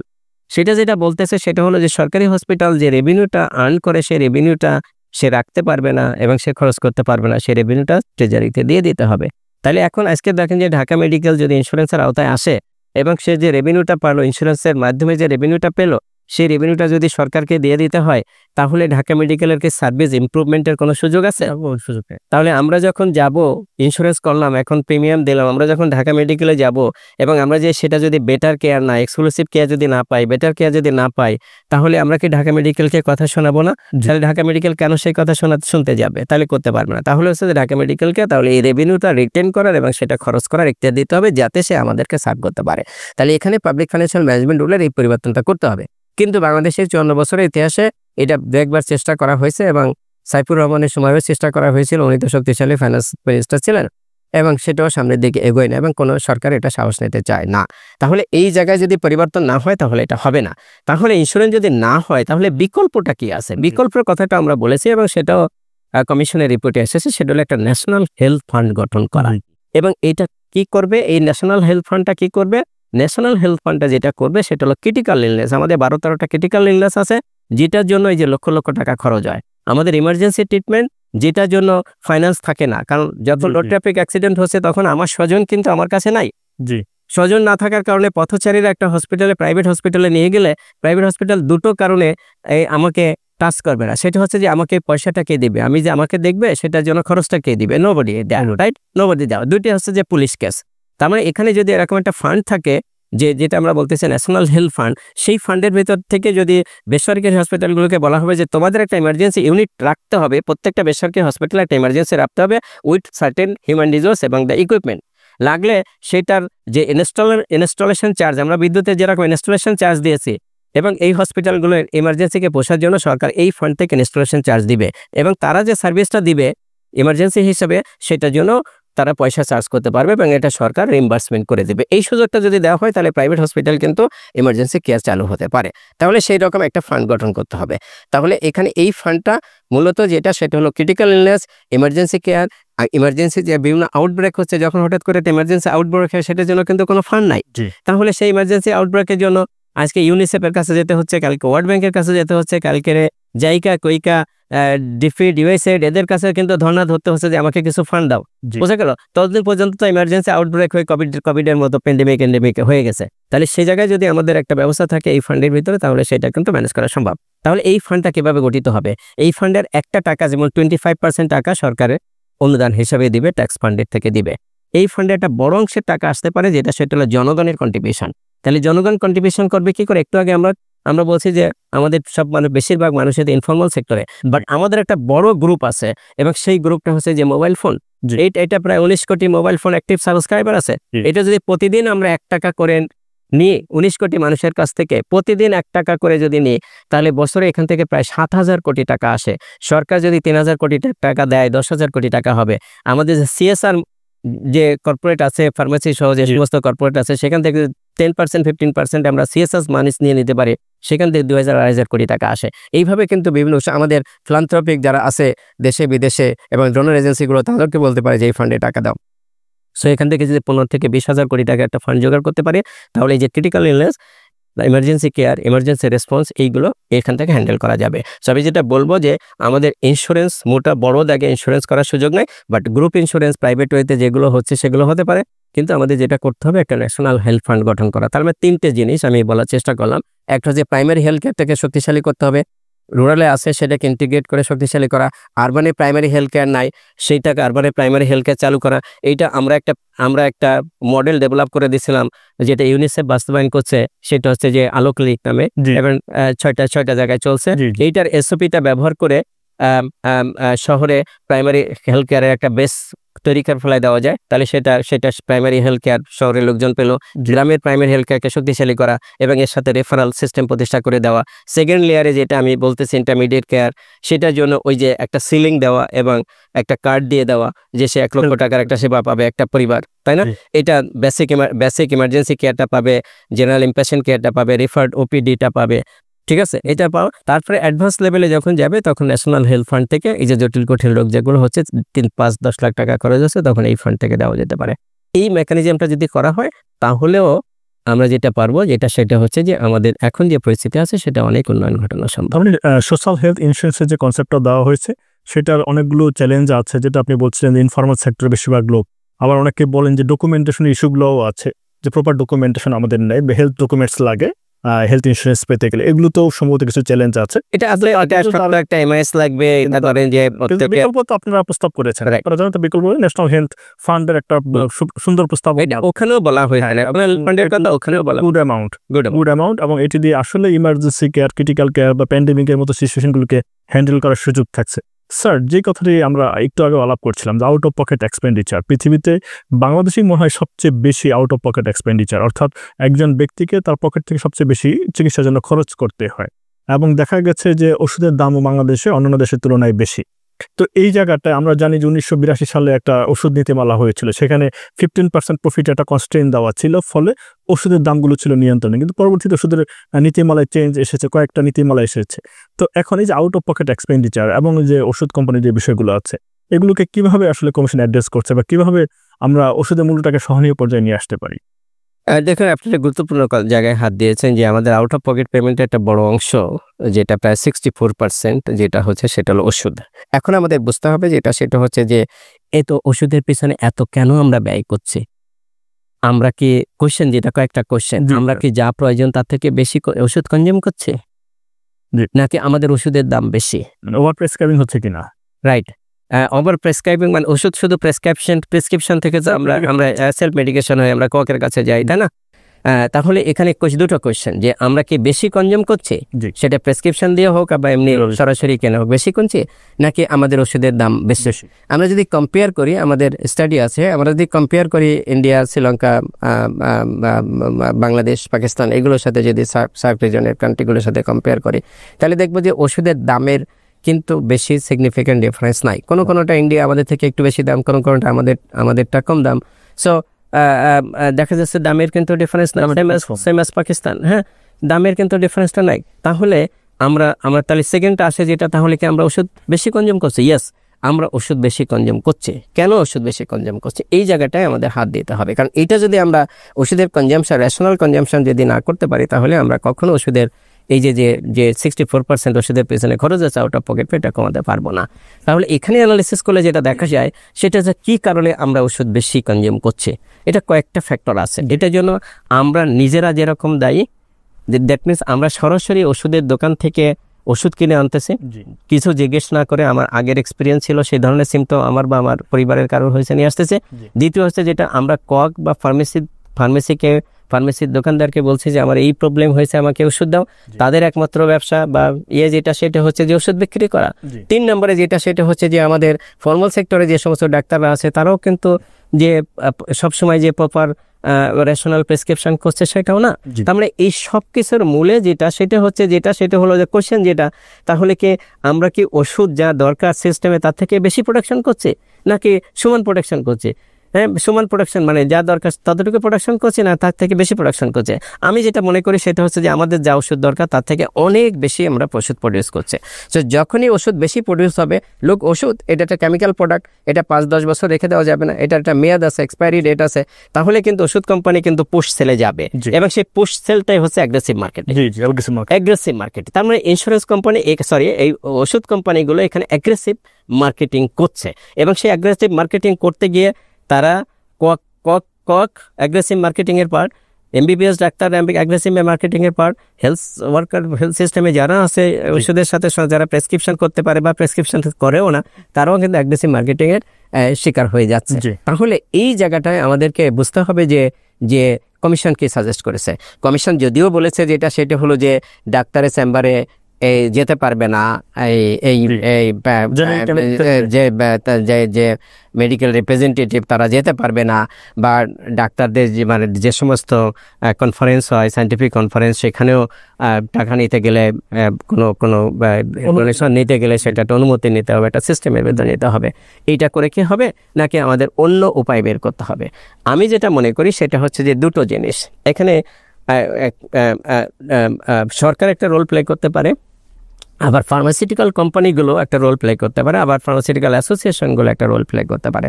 আমি যদি সরকারের কথাটা যদি আসি, তাহলে সরকার যেটা করতে পারে, আপনি যেটা বলেছিলেন যে 1982 সালে আমাদের যে ড্রাগ নীতি ছিল, সেই ড্রাগ নীতিতে আমাদের যে এসেনশিয়াল ড্রাগ ছিল 117টা, প্রথমে 150টা, পরে 117টা আনা হয়েছিল। সেই 117টা ড্রাগ একটা ফর্মুলার ভিত্তিতে সেটা দাম নির্ধারণের ব্যবস্থা করা হয়েছিল, এবং তখনকার দিনে এই 117টা 150টা যেটাই বলি, এই ওষুধগুলোই ছিল হচ্ছে যে আমাদের যে সমস্ত রোগ ব্যাধি ছিল সেটা সারানোর জন্য এটা যথেষ্ট ছিল। পর্যায়ক্রমে এটাকে রিল্যাক্স করা হয়েছে, নানা করা হয়েছে, সেটা করে 117টা ক্যাটাগরির ওষুধ এখন অনেকেই প্রডিউস করে না। কেন প্রডিউস করে না, এটার একটা ফিলোসফিক্যাল দিক আছে বা এটা ডিপ রুটেড কারণ আছে। সেটা হচ্ছে যে 1982 সালের যে দাম, এখন যদি সেই দামে তো কেউ ওষুধ দিতে পারবে না, তাই না?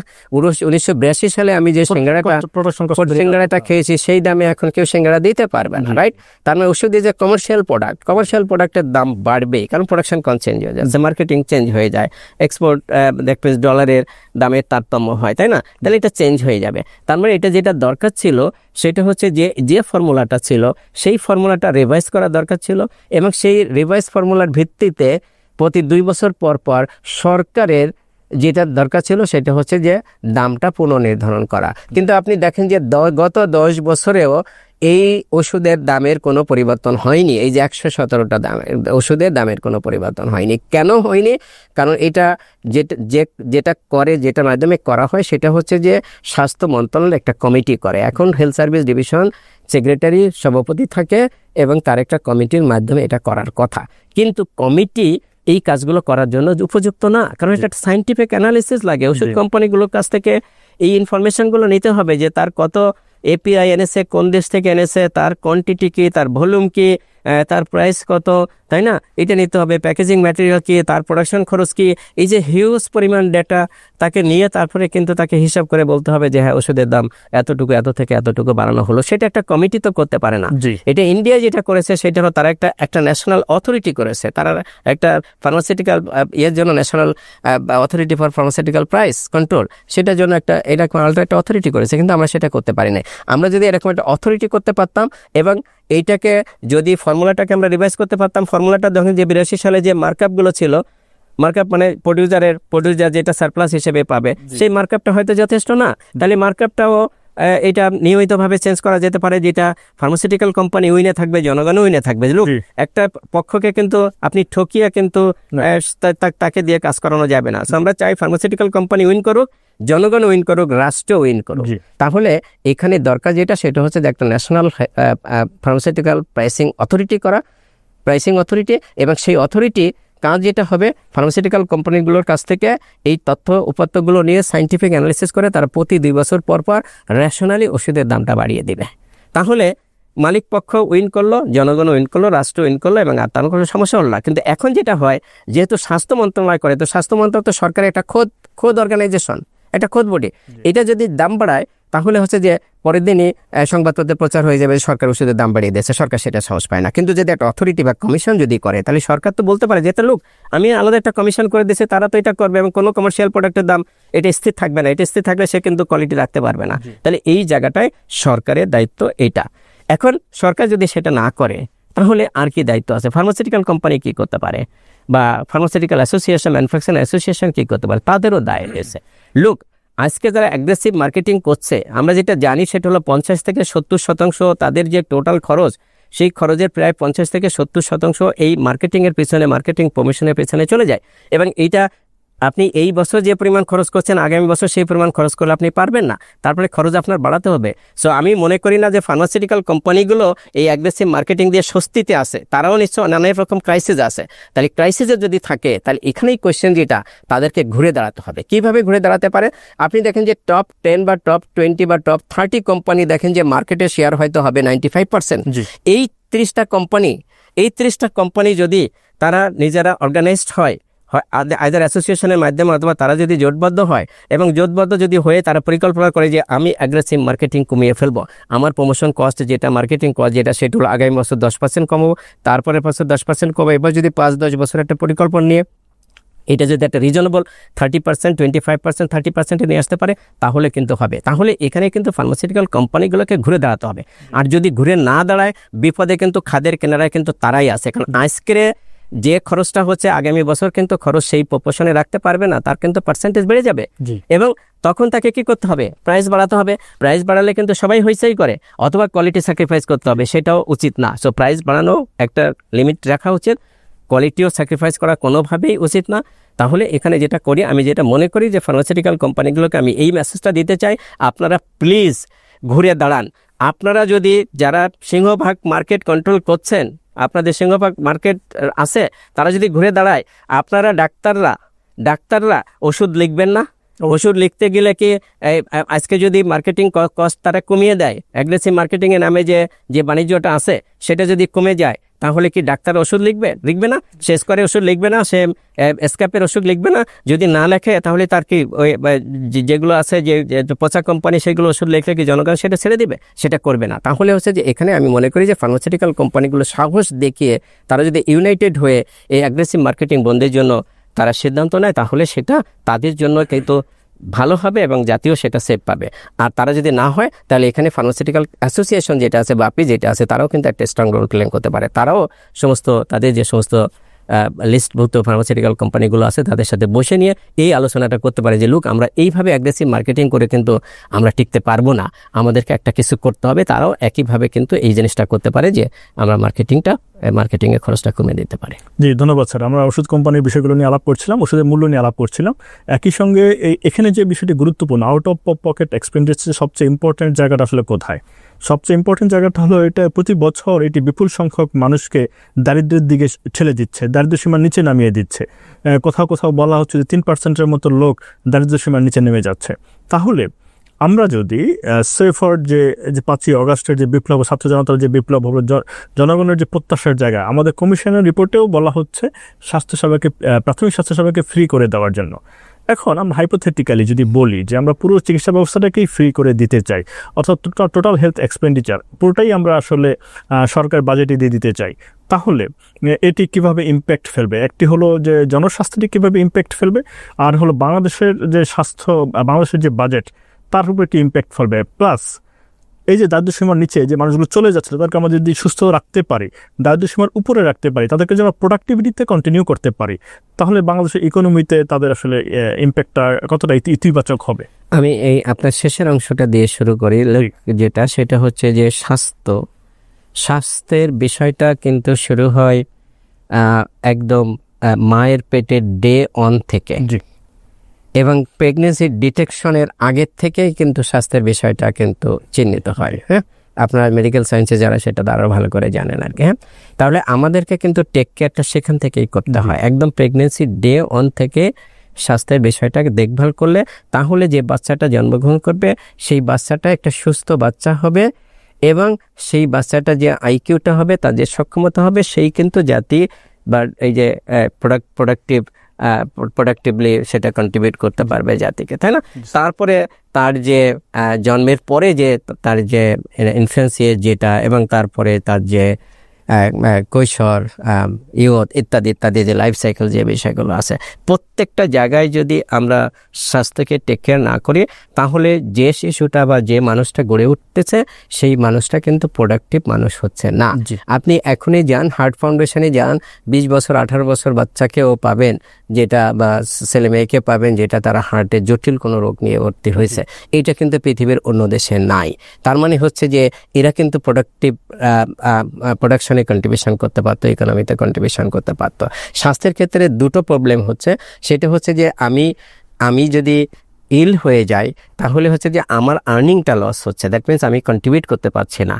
অন্যভাবে আমার জন্য যেটা খরচ হচ্ছে সেই কিন্তু খরচটা দায়, এবং আমার যে সাফারিংটা হচ্ছে সেটা যেন কিন্তু পরিবারের অন্য সদস্যদেরকে ব্যস্ত থাকতে হচ্ছে। কিন্তু যেহেতু আমি আমার নিজের অ্যাক্টিভিটিসগুলো করতে পারি না, আমার শরীরটাকে চালাতে পারি না, তাহলে পরিবারের অন্য সদস্য কিন্তু আমাকে সেই চালিয়ে নিতে হয়, তাহলে তাদেরও যে প্রোডাক্টিভিটি সেটাও কিন্তু নষ্ট হয়। তাহলে এটা বহুমুখী প্রোডাক্টিভিটি এটা নষ্ট হয় যদি আমরা স্বাস্থ্যবান না হই। তাহলে এই জায়গাটাতে আমাদেরকে স্বাস্থ্য গঠনের জন্য জোর দিতে হবে যে আমরা স্বাস্থ্য বিল্ড করব, স্বাস্থ্য রিপেয়ার আমাদের ফোকাসটা কম হবে, বাট যদি আমরা বিল্ড করতে পারি তাহলে রিপেয়ারে ফোকাসটা কমানো যাবে। কিন্তু আমরা বিল্ড না করতে পারলে রিপেয়ারে ফোকাস বেশি দিয়ে সেটা কমানো যাবে না।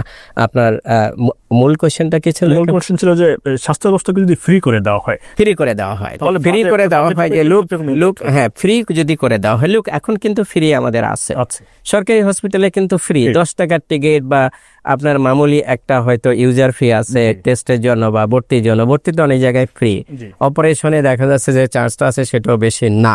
এটাও যদি ফ্রি করে দেওয়া হয়, এটা ফ্রি করার পক্ষে আমি, কারণ হচ্ছে যে হসপিটাল থেকে যে রেভিনিউটা আসতেছে সেটা খুব বড় ধরনের রেভিনিউ নয়, এবং সেটার ন্যাশনাল ট্রেজারিতে কিন্তু এত বেশি পরিমাণ জমা হচ্ছে না, বরং এটা আর একটু ক্রাইসিস তৈরি করে যে এই রেভিনিউটা, বিশেষ করে টিকিট 10 টাকার টিকিট কেনার জন্য যে কিউটা দিতে হয় সেটাকে কিন্তু অনেক সুস্থ মানুষ সেই কিউতে দাঁড়িয়ে কিন্তু মানে এটা কিনতে চায় না বা পারেও না, তার সক্ষমতা নাই। তাহলে এখানে যদি করে দেওয়া হয় তাহলে এটা ভালো। কোশ্চেন সেটা হচ্ছে যে যেটা তাহলে সার্ভিসটা আমাকে দিতে হবে, ফাইন্যান্স আমি দিলাম, ফাইন্যান্স হয়তো অর্থ মন্ত্রণালয় তো ফাইন্যান্স বাড়িয়ে দিল, যদি লাগে সেটা যে বাড়িয়ে দিবে, কিন্তু সেই ফাইন্যান্সটা তো খরচ করতে হবে। আমি যেটা শুরু করছিলাম যে আমাকে তো সেই অ্যাক্টিভিটিসগুলো করতে হবে, তাহলে আমাকে জানতে হবে যে সার্ভিসটা দেওয়ার জন্য আমার কি লাগবে। আমার লাগবে হিউম্যান রিসোর্স লাগবে, আমার লাগবে সাপোর্ট স্টাফ লাগবে, আমার লাগবে মেডিসিন লাগবে, আমার লাগবে ইকুইপমেন্ট লাগবে, সেই ইকুইপমেন্ট আবার মেইনটেনেন্স লাগবে, আমার ভেহিকেল লাগবে, সেই অ্যাম্বুলেন্স লাগবে, সেটা মেইনটেনেন্স লাগবে, সেটার জন্য ড্রাইভার লাগবে, সেটার জন্য পেট্রোল লাগবে, আমার বিদ্যুৎ চলে গেলে আমার কি লাগবে, আমার বিদ্যুৎ চলে গেলে আমার জেনারেটর লাগবে, জেনারেটরও কিনে দেওয়া হলো, কিন্তু দেখা যাচ্ছে তেলের পয়সা দেওয়ার জন্য ইকোনমিক যে কোড, সেই ইকোনমিক কোড তৈরি হয়নি। তাহলে এই যে সামগ্রিক যে মিসম্যাচগুলো আছে সিস্টেমে, সেই মিসম্যাচগুলো কিন্তু ঠিক করতে হবে। এই মিসম্যাচগুলো ঠিক না করলে আমাকে যদি টাকা দেওয়া হয় তাহলে, বা হসপিটালে ম্যানেজারকে যদি টাকা দেওয়া হয় তাহলে কিন্তু খরচ করতে পারবে না।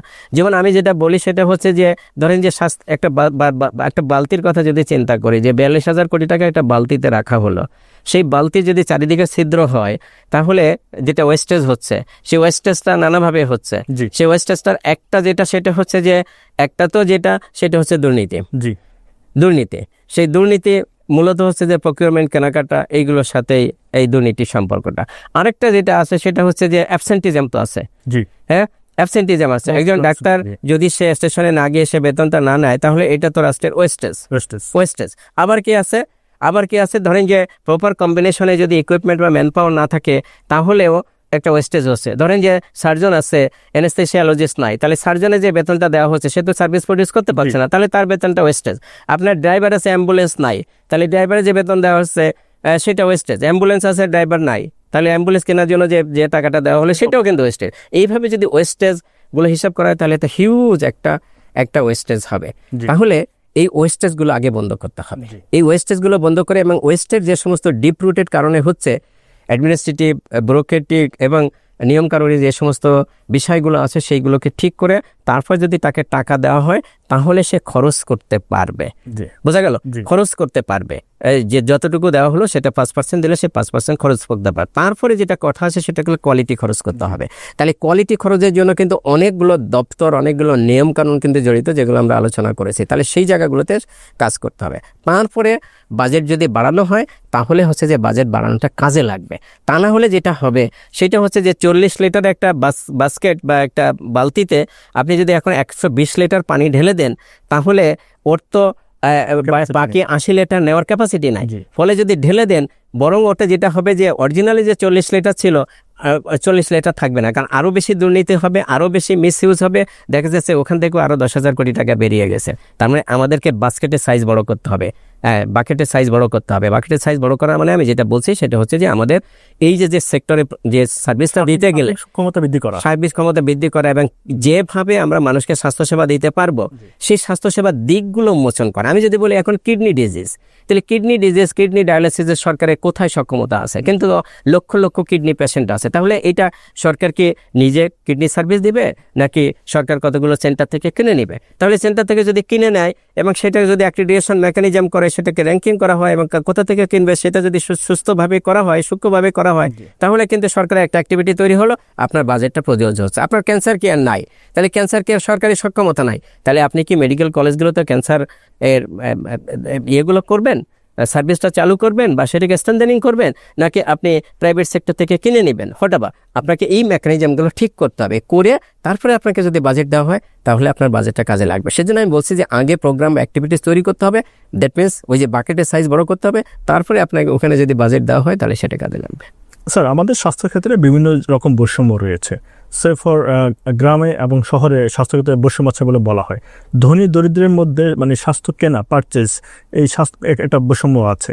আবার আমাদের নারী পুরুষ বললাম, আমাদের গ্রামে এবং শহরে পার্থক্য রয়েছে। তো এই যে বৈষম্যগুলো, তো এই যে বর্তমান যে অন্তর্বর্তীকালীন সরকার, এটি তো বৈষম্য বিরোধী আন্দোলনের একটি ফসল। তাহলে যে বৈষম্য দূরীকরণ যে কথাগুলো বলা হলো, মোটা দাগে কি কিছু বলবেন? আমরা একেবারে শেষ পর্যায়ে আছি। দেখুন, যে স্বাস্থ্যের বৈষম্য দূর করতে গেলে যে সমস্ত জায়গাগুলোতে আসলে ইন্টারভেনশন দরকার, সেটা তত্ত্বাবধায়ক মানে অন্তর্বর্তী সরকার সেটা করার সুযোগ নাই তাদের। এই ছোট্ট আকারে যদি বলি যে যারা হসপিটালে আহত হয়ে ভর্তি হলো, যে 5ই আগস্টের আগে পরে যারা আহত হলো, তারাই তো তাদের জীবন বা তাদের অঙ্গের বা তাদের স্বাস্থ্যের বিনিময়ে তো এই অন্তর্বর্তী সরকার বা আমরা এখন যে ফ্রিলি কথা বলছি সেটা করার সুযোগ পেলাম, তাহলে তাদেরই তো গুরুত্বটা বেশি দেওয়ার দরকার ছিল। কিন্তু তাদেরই আমরা দেখতে পেলাম যে তাদের নিটোরে তাদেরকে আন্দোলন করতে হলো, এখন চক্ষু হসপিটালে বিষ খেয়ে মরতেছে, তাই না? তার মানে এইটুকু সেবা কিন্তু আমরা দিতে পারি নাই। কেন দিতে পারি নাই, এই জায়গাটা আমাদের বুঝতে হবে। আমি 5ই আগস্টের পরে বিভিন্ন হসপিটালে গিয়েছি। কেন গিয়েছি সেটা হচ্ছে যে আহত রুগীদের নিয়ে আমরা একটা ফান্ড, প্রথমে নিজের একটা ফান্ড জোগাড় করেছিলাম, সেটা প্রায় 15 থেকে 20 লক্ষ টাকা, এবং সেটা সূত্র ধরে সিডার অর্থায়নে প্রায় এখানে 3 কোটি টাকার আর একটা ফান্ড আমরা জোগাড় করেছি। সেটা বিভিন্ন হসপিটালে আমরা দিয়েছি, কাউকে 1-1.5 লক্ষ 2 লক্ষ টাকা করেও দিয়েছে। সেই কনটেক্সটে আমি হসপিটালগুলোতে আমার ঘোরার সুযোগ হয়েছিল। তো হসপিটালে যে এই রুগীদের যে আঘাতের চিহ্ন, সেটা আপনারা জানেন যে এটা কত বিভৎস একটা আঘাত তারা পেয়েছে। তাহলে এটা ক্রিটিক্যাল রোগী। এই ক্রিটিক্যাল রোগীকে সরকার যেটা করলো সেটা হলো ঘোষণা দিল, যেটা হলো সরকারি হসপিটালে পুরো বিনামূল্যে এদেরকে ট্রিটমেন্ট দেওয়া হবে। জি, আমার কোশ্চেন হচ্ছে কি, সরকারি হসপিটালে কি সব সার্ভিস আছে? যে সার্ভিসটা আছে সেই সার্ভিসটা আপনি বিনামূল্যে দিতে পারেন, যে সার্ভিসটা নাই সেটা তো বিনামূল্যে দিতে পাচ্ছেন না। সরকারি হসপিটালে কি সব ওষুধ আছে? নাই। সরকারি হসপিটালে কি সব ডায়াগনস্টিক টেস্ট আছে? নাই। সরকারি হসপিটালে কি ব্লাড আছে? নাই। সরকারি হসপিটাল কি ওই রোগীর জন্য যে কারণ হাড়ের ক্ষয়ের জন্য যে খাবারটা দরকার, যেহেতু হাড় মেরামত করতে হবে, তাহলে যে খাবারটা দরকার সেই স্পেসিফিক খাবারটা তো সরকারি হসপিটালে নাই। তাহলে সরকার যদি শুধু ঘোষণা দিয়ে বসে থাকে যে আমার হসপিটাল থেকে সবই ফ্রি কেয়ার দেওয়া হবে, তাহলে সরকারি হসপিটালে যে রিসোর্সটুকু আছে সেইটুকু সে ফ্রি দিতে পারে, কিন্তু যে রিসোর্সটুকু নাই সেটা তোকে ফ্রি দেওয়ার তো সুযোগ নাই। তাহলে এখানে যেটা দরকার ছিল সেটা হচ্ছে যে সরকারের এই জায়গাটা অ্যানালিসিস করা দরকার ছিল যে আসলে সরকারি হসপিটালে কি রিসোর্স আছে আর রুগীদেরকে কি রিসোর্স বাইরে থেকে কিনতে হয়, সেই গ্যাপটা যদি পূরণ করতে পারতো, তাহলে আমি যেটা বলতাম যে বৈষম্যটা দূর হতো। তারাও তো বৈষম্য আন্দোলন করে তারা দেশ যে বর্তমান যে অবস্থায় নিয়ে আসলো সেটা আনার ফলে তারাও কিন্তু প্রপার ট্রিটমেন্টটা পেল না। বোঝা গেল? এবং তারপরে হচ্ছে যে সরকারের স্বাস্থ্য মন্ত্রণালয়ের পরিচালনার সাথে যারা যুক্ত আছে তারা হেলথ কতটুকু বোঝেন সেটা একটা বিষয়। উপদেষ্টা যারা আছেন তারা কতটুকু, সেই জায়গায় একটা বিষয় আছে। তারা কত কুইকলি এটা বুঝতে পেরেছে, কারণ এটা ওখানে গিয়ে পরে বুঝে সিদ্ধান্ত নেওয়া, আর আগের থেকে যদি কারোর এই বিষয়গুলো জানা থাকে তাহলে সিদ্ধান্ত নেওয়া কুইক হয়। নিশ্চয়ই এটা হয়নি, আগে থেকে জানাশোনা লোক যায়নি, গেছে যারা হেলথের সাথে সংশ্লিষ্টতা ছিল না তারা গেছে, তো তাদেরকে বুঝে শুনে সিদ্ধান্ত নিতে গিয়ে এটা সময় লেগে গেছে সেটা একটা বিষয় আছে। 3 নম্বরে যেটা সেটা হচ্ছে যে যারা অ্যাডমিনিস্ট্রেশনে আছে, কারণ হচ্ছে যে একজন উপদেষ্টা বা একজন প্রতিমন্ত্রী বা মন্ত্রী অনেক কিছুই করতে পারে না যদি সেক্রেটারিয়েট লেভেলের অফিসার যারা আছে তারা যদি ঠিক না থাকে। সেই জায়গাগুলোতে আমরা দেখেছি যে নানা রকমের অস্থিরতা ছিল, এখন অস্থিরতা আছে, সেই জায়গাগুলোতে কাজ করা হয়নি। একজন সচিব বানানো হয়েছিল, সে জয়েন্ট সেক্রেটারি ছিল, তাকে সিনিয়র অ্যাসিস্ট্যান্ট সেক্রেটারি পদে নেওয়া হলো, তাকে তো সে সার্ভ করতে পারেনি। এখন যারা আছে তারা হয়তো অনেকটা চেষ্টা করছেন, বাট অনেক সিস্টেমের প্রবলেম আছে। আমরা বলতে পারছি যে বৈষম্যের ক্ষেত্রে, বৈষম্য দূর করার ক্ষেত্রে আমাদের আসলে স্বাস্থ্য সেক্টরে যে বৈষম্যটা রয়েছে সেটা দূর করতে হলে আমাদের অনেক লম্বা পথ পাড়ি দিতে হবে। স্যার, একেবারে সর্বশেষ প্রশ্ন আজকের জন্য, সেটা হলো যে আমাদের দেশ থেকে প্রচুর মানুষ দেশের বাইরে চলে যান। তো আমাদের সাধারণ একটি ধারণা, আমরা সবাই মনে করি যে বাংলাদেশে মানুষের চিকিৎসা ক্ষেত্রে আস্থার সংকট আছে এবং একটা বিপুল সংখ্যক মানুষ দেশের বাইরে চলে যাচ্ছেন। বলা হয় যে প্রতি বছর 8 লক্ষ থেকে 10 লক্ষ মানুষ দেশের বাইরে চলে যায়। তাহলে এই যে কোয়ালিটি স্বাস্থ্যসেবার যে বিষয়টি আসছে, যে আমরা আসলে কোয়ালিটি স্বাস্থ্যসেবা পাচ্ছি না, এটির দায় আসলে কার? এটার দায় আসলে সবারই। এটা আমরা জনগণ, আমরা দায়ী। আমরা কোয়ালিটি স্বাস্থ্যসেবা চাই কিনা, আমরা যদি কোয়ালিটি স্বাস্থ্যসেবাটা বুঝতাম, আমরা আসলে বুঝি কিনা, তাহলে আমি সরাসরি ওষুধের দোকানে গিয়ে কেন আমি ওষুধ কিনে নিয়ে আসি? আমি তো নিজে ডাক্তার না বা ডাক্তারি জ্ঞানও নাই, তাই না? তাহলে আমি কেন ওষুধের দোকানে গিয়ে ওষুধ কিনে নিয়ে আসবো? আমি কেন ককের কাছে যাব? আমি কেন কবিরাজের কাছে যাব বা ট্রেডিশনাল হিলারের কাছে যাব? তার মানে আমরা স্বাস্থ্যটাকে গুরুত্ব দেওয়া হয়নি। কেন গুরুত্ব দেওয়া হয়নি? কারণ আমাদের সিস্টেমে এই গুরুত্ব দেওয়ার বিষয়ে স্বাস্থ্যের গুরুত্বটা আমরা একদম 3, 4, 5, 7, 8, 10 নম্বরে রেখেছি। প্রথমে গুরুত্ব দিয়েছি আমরা ক্যারিয়ার, টাকা পয়সা, সম্পদ, এইগুলোতে দিতে হবে, সেটা দিয়েছি। স্বাস্থ্যের গুরুত্ব কোথাও দেওয়া হয় না, আমাদের এডুকেশন সিস্টেমে কোথাও স্বাস্থ্যের গুরুত্বের কথা নাই। তাহলে এখানে আমাদের প্রবলেম হয়েছে, কারণ আমাদের হেলথ সিকিং বিহেভিয়ারটা পুয়ার। এই হেলথ সিকিং বিহেভিয়ার নিয়ে আমরা প্রথমে কোথায় যাচ্ছি? আমরা যাচ্ছি ককের কাছে। হ্যাঁ, সাধারণ জ্বর কাশি সর্দি হলে এটা হয়তো সেরে যাচ্ছে, এটা তো 3 দিন বাসায় বসে থাকলে এটা সেরে যায়। কিন্তু অন্য কিছু যদি হয় তারপরে আমরা যাচ্ছি এমবিবিএস ডাক্তারের কাছে, সেখানে গিয়ে দেখা যাচ্ছে বিষয়টা অনেক দেরি হয়ে গেছে। এবং যেহেতু এমবিবিএস ডাক্তাররা কোনো সিস্টেমের ভিতর নাই, সে অনেকে একটা টেস্ট দিচ্ছে এবং সে পারুক আর না পারুক সে কিন্তু টেস্টটা দিয়ে দিচ্ছে। এবং আমাদের তো কোনো চেইন নেই, আমাদের যদি জিপি সিস্টেম থাকতো, রেফারেল সিস্টেম থাকতো, যে আমি জিপির কাছে যাচ্ছি, জিপি আমাকে আইডেন্টিফাই করলো যে নেক্সট লেভেলে কোথায় যেতে হবে, তাহলে তো আমি সঠিক জায়গায় যাব। আমি তো যাচ্ছি আমার মতো করে, আমার যে প্রবলেম সেই ডাক্তারের কাছে না গিয়ে, যেহেতু আমি নিজে থেকে যাচ্ছি, আমি অন্য একটা ডাক্তারের কাছে চলে যাচ্ছি। অন্য ডাক্তারও তো সে আমাকে বুঝতে পারছে না আনটিল ডায়াগনোসিস। সো সে তার মতো করে চেষ্টা করছে, তারপর যখন দেখছে যে এটা না, সে হয়তো রেফার করছে, আলটিমেটলি যাচ্ছে সরকারি বা বড় ডাক্তারের কাছে, সেখানে গিয়ে দেখাচ্ছে অনেক দেরি হয়ে গেছে, তখন রোগটা তার কিন্তু অনেক দেরি হয়ে গেছে। বাই দিস টাইম তার যেটা হয়েছে সেটা হচ্ছে যে তার টাকা পয়সা যা ছিল সব কিন্তু খরচ হয়ে গেছে। এবং যে টাকাটা শুরুতে রাইট জায়গায় গেলে যে অল্প টাকা হয়ে যেত, তার থেকে দেখা যাচ্ছে 10-20 গুণ টাকা খরচ হয়ে গেছে। অথচ এবং আমাদের সিস্টেমে যেহেতু দুর্বলতা আছে, রেফারেল সিস্টেম নাই, আমাদের প্রাইভেট সেক্টর এক একজন এক একটার মতো করছে, সরকারি জায়গায় কোয়ালিটি নাই, তাহলে দেখা যাচ্ছে যে মানুষ একসময় আস্থা হারিয়ে ফেলেছে। অন্যদিকে ডাক্তারও যে পর্যাপ্ত সময় দেওয়ার কথা ছিল সরকারি হসপিটালে সেটা দিতে পারে না, কারণ সিস্টেমেই নাই। রুগী লাইনে দাঁড়িয়ে আছে 150, একজন ডাক্তার দেখতেছে, রুগীর রুমের ডাক্তারের রুমের ভিতরে 10 জন আছে, সে সময় দিবে কোথায়? তার তো ট্রিটমেন্ট ডায়াগনোসিস করার তো সুযোগ নাই। তো সেখানে সে সময় দিতে পারছে না। প্রাইভেটে গেলেও আমরা যে কাঙ্ক্ষিত সময়টা পাচ্ছি সেটা পাচ্ছি না। ডাক্তারদের বিহেভিয়ার প্যাটার্নটা শেখানো হয়নি, ইন্টার কমিউনিকেশন যে সেগুলো তো শেখানো হয়নি আমাদের মেডিকেল কারিকুলামে, কিন্তু সেগুলো নাই।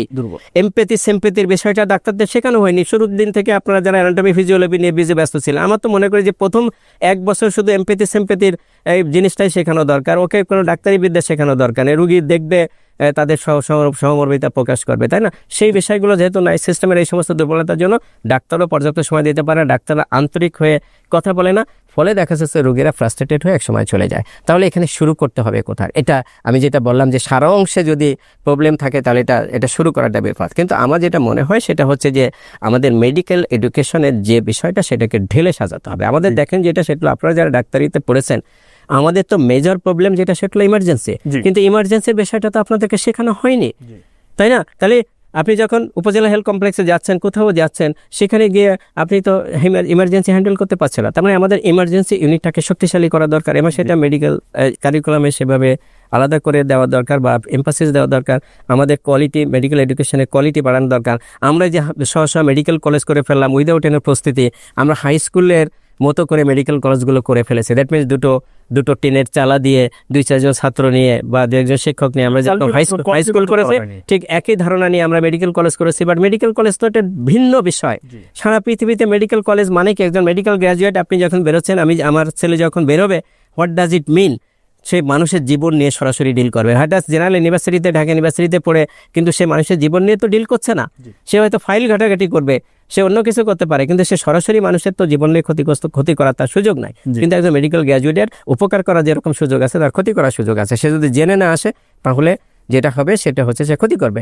এখন যেটা দেখেন যে এখন মিড লেভেল বা সিনিয়র লেভেলে ডাক্তারদের অনেকেই প্রফেসর হয়ে গেছে, তারা কিন্তু হেড ডিপার্টমেন্টাল হয়ে গেছে, তাদের কিন্তু সেই কম্পিটেন্সি নিয়ে আমাদের সিনিয়র ডাক্তার আগে যারা ছিল পড়ুয়া ডাক্তার, সেই কম্পিটেন্সি লেভেল তাদের কিন্তু নাই, কারণ তারা শিক্ষা আসে নাই এবং শেখানো হয়নি। এই জন্য আমি মাঝে বলেছিলাম যে আমাদের মিড এবং জুনিয়র লেভেলে যত ডাক্তার আছে সরকারি বেসরকারি থেকে পাস করছে, এদের প্রত্যেকের 3 থেকে 6 মাসের এবং 9 মাসের বা 1 বছরের দেশে এবং বিদেশে ট্রেনিংয়ের দরকার। এবং এটার জন্য আমি যেটা বলেছিলাম যে একটা বোয়িং বিমান কিনতে যে টাকা লাগে নিশ্চয়ই তার থেকে বেশি টাকা খরচ হবে না, কিন্তু রাষ্ট্রকে বাঁচানোর জন্য, জনগণকে বাঁচানোর জন্য রাষ্ট্রকে এই টাকাটা খরচ করতে হবে। কিন্তু এই আপিলগুলো তো কেউ শোনে না, মানে এগুলো তো মুখরোচক হয় না আর কি। হ্যাঁ, তাহলে সেই জায়গাগুলোতে আমাদের কোয়ালিটি যদি আমরা না বাড়াতে পারি, কোয়ালিটি মানে শুধুমাত্র ক্লিনিক্যাল কোয়ালিটি না, কোয়ালিটি দেখেন যে ডাক্তাররা পৌঁছতেছে কিসের কারণে? ডায়াগনস্টিক টেস্টের কারণে। মানে এখন যেহেতু ডাক্তাররা রুগী দেখার যে ধরুন, আপনারা রুগী দেখেন, আপনারা জানেন, আমার তো আগে ভার্বাল টা করতে হবে, দ্যাট মিনস রোগীর সাথে কথা বলতে হবে, কথা বলে আমাকে প্রাইমারি ডায়াগনোসিসটা করতে হবে, তার সিম্পটমটা বুঝে নিতে হবে। তাহলে সেই জায়গাটা আমাদের দুর্বলতা আছে, সেটা আমরা করছি, বিল্ড আপ করার ব্যাপার আছে, সেটা আমার দুর্বলতা আছে। এবং রোগী যদি প্রাণ খুলে কথা না বলতে পারে, তাকে যদি সেই ওপেননেসটা না দেওয়া হয়, তাহলে তো সে বলতে পারছে না যে তার প্রবলেমটা কি, এবং সেই জায়গাটায় আমাদের দুর্বলতা প্রচন্ড। এবং আপনি যখন ডাক্তার বা আমি যখন ডাক্তার হিসেবে সেই জিনিসটা আমি নিতে পারছি না, তখন আমি নির্ভর করছি কিসের উপরে? ডায়াগনস্টিক টেস্টের উপরে। এখন ডায়াগনস্টিক টেস্ট যদি রং রেজাল্ট দেয় তাহলে তো আমি রং প্রেসক্রিপশন করছি, রং ডায়াগনোসিস করছি, এবং সেটা দিয়ে রুগীর অসুখ শেষ ঠিক হচ্ছে না, তখন কিন্তু রুগী ফ্রাস্ট্রেটেড হয়ে যাচ্ছে। আরেকটা বিষয় যেটা, তার মানে ডায়াগনোস্টিক সেবা যে কোয়ালিটি সম্পন্ন, এটার জন্য ডাক্তাররা কখনো এটাকে আন্দোলন করেছে যে আমরা এটার জন্য পৌঁছতেছি, এইটা ডায়াগনস্টিক সেবার মান ভালো হতে হবে, বা যেখানে ডায়াগনস্টিক সেবা ভালো আছে সেই জায়গায় আমি আমার রুগীকে পাঠাবো, সেটা তো হয় না। সে যে হসপিটালে বসে সেই হসপিটালে পচা হোক ধচা হোক সেই ডায়াগনস্টিকটা সেকে ফলো করতেছে এবং তাকে সেটা করতে হচ্ছে, সেটা নানা বিষয় আছে, আপনি সেটা জানেন। তার মানে এখানে ডাক্তারদেরও কিন্তু বা মেডিকেল কমিউনিটির দায়বদ্ধতা আছে যে আমি কিন্তু কমিউনিটিটা পৌঁছতেছি, আমি ব্যক্তিগতভাবে যা পাই আর না পাই আমার তো কমিউনিটির দিন শেষে পৌঁছে যাচ্ছে, বা ডাক্তারদের ছেলেমেয়েরাও ডাক্তারি পড়তেছে, তাদেরও ভবিষ্যৎ আছে। তাহলে এই জায়গায় কিন্তু দায়টা নেওয়া উচিত ছিল যে আমাদের কোয়ালিটি ডায়াগনোসিস সেবা নাই। আমরা যদি বলি গোল্ড স্ট্যান্ডার্ড একটা ডায়াগনোসিস, ওই জায়গা থেকে ডায়াগনোসিস করলে সেটাকে আমরা গোল্ড স্ট্যান্ডার্ড ভাববো, সিঙ্গাপুরের অনুকরণে একটা ডায়াগনোসিস সেন্টার, সেটা তো আমরা করতে পারি না। তাহলে সেই জায়গাগুলোতে আমাদের হাত দেওয়া দরকার ছিল। দ্বিতীয় সেটা হলো যে আপনার এমপিতি সেমপিতির যে বিষয়টা, এমপিতি সেমপিতি একটা বিশাল বিষয়। এই জায়গাগুলোতে আমরা যদি হাত দিতে পারি, শুধু আমি ক্লিনিক্যাল কোয়ালিটির কথা বলছি না, আমাদের যে রেসপন্সিভনেস যে বিষয়গুলো আছে, ফ্রন্টলি তাকে দেখা, এবং আরেকটা বিষয় যেটা দেখেন সেটা হলো যে আপনারা যারা বিদেশে গেছেন ট্রিটমেন্ট নিয়েছেন, আমার যাওয়ার সুযোগ হয়েছিল আমার ছেলেকে নিয়ে, তারা কিন্তু একটা ফোন নাম্বার দিয়ে দেয় যে কোনো ধরনের কোনো যদি অ্যাডভার্স এফেক্ট হয়, অ্যাডভার্স কোনো কিছু হয়, ড্রাগটা কাজ করছে না, তারা শুধু কথা বলার সুযোগ থাকে। আমাদের এখানে দেখেন সেই সুযোগটা কিন্তু নাই। হ্যাঁ, যে আমি একটা ওষুধ নিয়ে আসলাম আপনার কাছ থেকে, সেই ওষুধটা আমার শরীরে স্যুট করছে না, কারণ ওষুধগুলো তো জেনারিক মেডিসিন হিসেবে তৈরি করা হয়, এটা তো পার্সোনালাইজ মেডিসিন এখনো হয়নি যে আমার শরীরের জন্য এটা প্রযোজ্য, সেটা তো নাই, সেটা ডোজ লেভেল কম বেশি হতে পারে, আমার শরীরে ওটা স্যুট করছে না। এখন আমি যে আপনার কাছে যে বলবো যে স্যার বা ভাই এই ওষুধটা তো আমার কাজ করছে না, আমি এখন কি করবো, সে বলার সুযোগ নেই। তাকে আবার কি করতে হবে, অ্যাপয়েন্টমেন্ট নিতে হবে, এবং সেই অ্যাপয়েন্টমেন্টের লম্বা প্রসেস, যদি বড় ডাক্তার হয় তাহলে সেটা একটা লম্বা প্রসেস, সেটার ভিতরে দেখা হবে। বাই দিস টাইম সে ওষুধ খাওয়াটা বন্ধ করে দিচ্ছে, সেই ডাক্তারের প্রতি তার ঘৃণা জন্মাচ্ছে, রাগ জন্মাচ্ছে, সে আরেকজন ডাক্তারের কাছে চলে যাচ্ছে, তা আবারও খরচ হচ্ছে। তার মানে এইভাবে কিন্তু যেটা হচ্ছে সিস্টেমের প্রতি কমপ্লিট হলো না, এবার সিস্টেমের প্রতি সে কি হচ্ছে যে ওরা আস্থা হারিয়ে পড়ছে। এর মাঝে যেটা আছে, বিদেশি যে সমস্ত দেশে আমরা যাই, সে সমস্ত দেশের দালালরা এখানে আমাদের কাছে আছে, এই দালালরা সমাজের রন্ধে রন্ধে মিশে আছে, তারা বলতেছে যে তোমরা এখানে চলে যাও, ইন্ডিয়া চলে যাও, থাইল্যান্ডে চলে যাও। সে কারণে দেখা যাচ্ছে যে এবং দেখা যাচ্ছে যে ইন্ডিয়া থেকে যে আসতেছে সেও নিজে ওই পেশেন্টটা এসে বলতেছে ওখানে ট্রিটমেন্ট খুব ভালো, আমি ভালো হয়ে গেছি, ইত্যাদি ইত্যাদি। এই পজিটিভ মার্কেটিংটা হচ্ছে, ফলে দেখা যাচ্ছে যে আমাদের সিস্টেমের প্রতি একদম আস্থা হারিয়ে ফেলছে। এই আস্থাটা ফিরিয়ে আনতে হবে। আমরা কথা বলছিলাম আসলে আস্থা সংকটের বিভিন্ন বিষয় নিয়ে, এবং আসলে দায়টা আসলে কার, এই বিষয়টা নিয়ে। স্যার, আপনি জানেন যে বাংলাদেশে রিসার্চের নিয়ে আমাদের অনেক কথা আছে। বাংলাদেশে বলা হয় যে 1500 থেকে 2000 রিসার্চ প্রজেক্ট প্রতি বছর রান করে, মেডিকেল রিলেটেড যে রিসার্চগুলো হয় 1500 থেকে 2000। অনেকে বলেন যে পাবলিকেশন হয়, এই রিসার্চগুলোর যে পাবলিকেশন সেগুলোর সংখ্যা 800 থেকে 1200 এরকম প্রতি বছর পাবলিকেশন হয়। কিন্তু ইন্টারন্যাশনালি আমরা দেখেছি যে ইন্ডিয়ায় প্রায় 20,000-এর মতো মেডিকেল পাবলিকেশন হয়, কিংবা ইউএসএতে 1 লক্ষের অধিক পাবলিকেশন হয় পার ইয়ার। তাহলে এখন এই যে খরা রিসার্চের যখন আমাদের পুরো দেশটাকেই পিছিয়ে দিচ্ছে, তো সেটার একটা উত্তরণ, একটি উপায় হয়তো স্বাস্থ্য কমিশন দেখিয়েছেন। তারা বলছেন যে 1% তারা স্বাস্থ্য বাজেট থেকে বরাদ্দ চাচ্ছেন রিসার্চের জন্য। তো আপনি আসলে ওভারঅল বাংলাদেশের রিসার্চ প্রসেস এবং এই যে বাজেট, এগুলো আমাদেরকে কতটুকু হেল্প করবে, বা কোয়ালিটি রিসার্চের ক্ষেত্রে আমাদের কি করণীয়? দেখুন, রিসার্চের জন্য গত আমলেও এই বাংলাদেশ হেলথ সায়েন্স রিসার্চ বলে 100, 150 বা 200 কোটি টাকার একটা ফান্ড কিন্তু দেওয়া হয়েছিল কোভিডের সময় থেকে, এটা আপনারা জানেন আর কি। হ্যাঁ, তো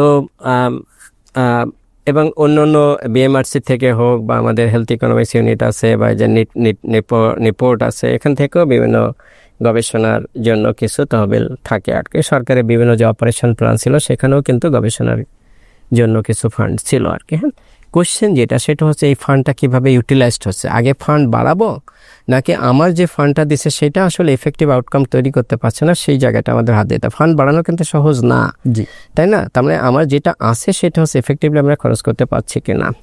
আমরা যেটা দেখেছি সেটা হচ্ছে যে নিপোর্ট হোক, হেলথ ইকোনমিক্স ইউনিট হোক, বিএমআরসি হোক, এই যেভাবে প্রজেক্টটা দেওয়া হয়, সেই প্রজেক্টটা হচ্ছে একটা বিডিং প্রসেসে দেওয়া হয়। এই বিডিংয়ে কোনো প্রতিষ্ঠান, সরকারি বেসরকারি, এবং যাদের এই ধরনের রিসার্চ প্রতিষ্ঠান আছে, তারা অ্যাপ্লাই করে তারপরে সেখানে একজন পিআই হয়, আর 2-1 মেম্বার থাকে এবং তাদের কিছু কন্ডিশন দেওয়া থাকে যে এই মেম্বারগুলো থাকতে হবে। সেখানে কেউ ডাক্তারও থাকতে পারে, নন ডাক্তারও থাকতে পারে আর কি। বাট এখান থেকে রিসার্চ তো শেখার উপায় নাই, কারণ হচ্ছে যে কম্পিটিশনে যখন আপনি যাচ্ছেন তখন তো যোগ্য ব্যক্তিকে খুঁজে বের করার চেষ্টা করা হয় সাধারণত, কিন্তু আমাদের এখানে যোগ্য ব্যক্তি খোঁজার থেকে যেটা হয় সেটা হচ্ছে যে কার সাথে কি খাতির আছে বা কোথা থেকে সম্পর্ক আছে, আন্ডারহ্যান্ড প্র্যাকটিস আছে, সেগুলোকে দেওয়া হয়। কোনো জায়গায় যে ফ্রেশ দেওয়া হয় না সেটা আমি বলছি না, অনেক জায়গায় দেওয়া হয়, কিন্তু আন্ডারহ্যান্ড প্র্যাকটিসটাও আছে। তাহলে এখানে যদি এই ধরনের রিসার্চ হতে হয় তাহলে প্রথমে যেটা করতে হবে সেটা হচ্ছে যে প্রতিষ্ঠানকে রিসার্চ দেওয়া হচ্ছে সেই প্রতিষ্ঠানের অন্তত 50% ক্যাপাসিটি থাকতে হবে। দ্যাট মিনস যে টিওআরে যে লোকবলগুলো চাওয়া হয় সেই লোকবলের অ্যাটলিস্ট 50% তার ইন্টারনাল লোকবল থাকতে হবে।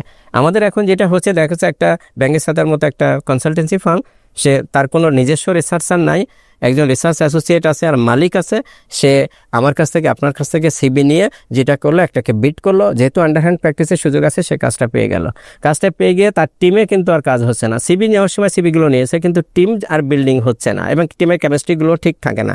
ফলে দেখা যাচ্ছে একজন রিসার্চ অ্যাসোসিয়েটকে দিয়ে কোনোভাবে কার্টন পেস্ট করে দিয়ে কোনোভাবে একটা রিপোর্ট দিয়ে দিচ্ছে এবং সেই রিপোর্টটা অ্যাকসেপ্টেড হয়ে যাচ্ছে বা সেটা ডিজামিনেটেড হচ্ছে। কেন এটা হচ্ছে?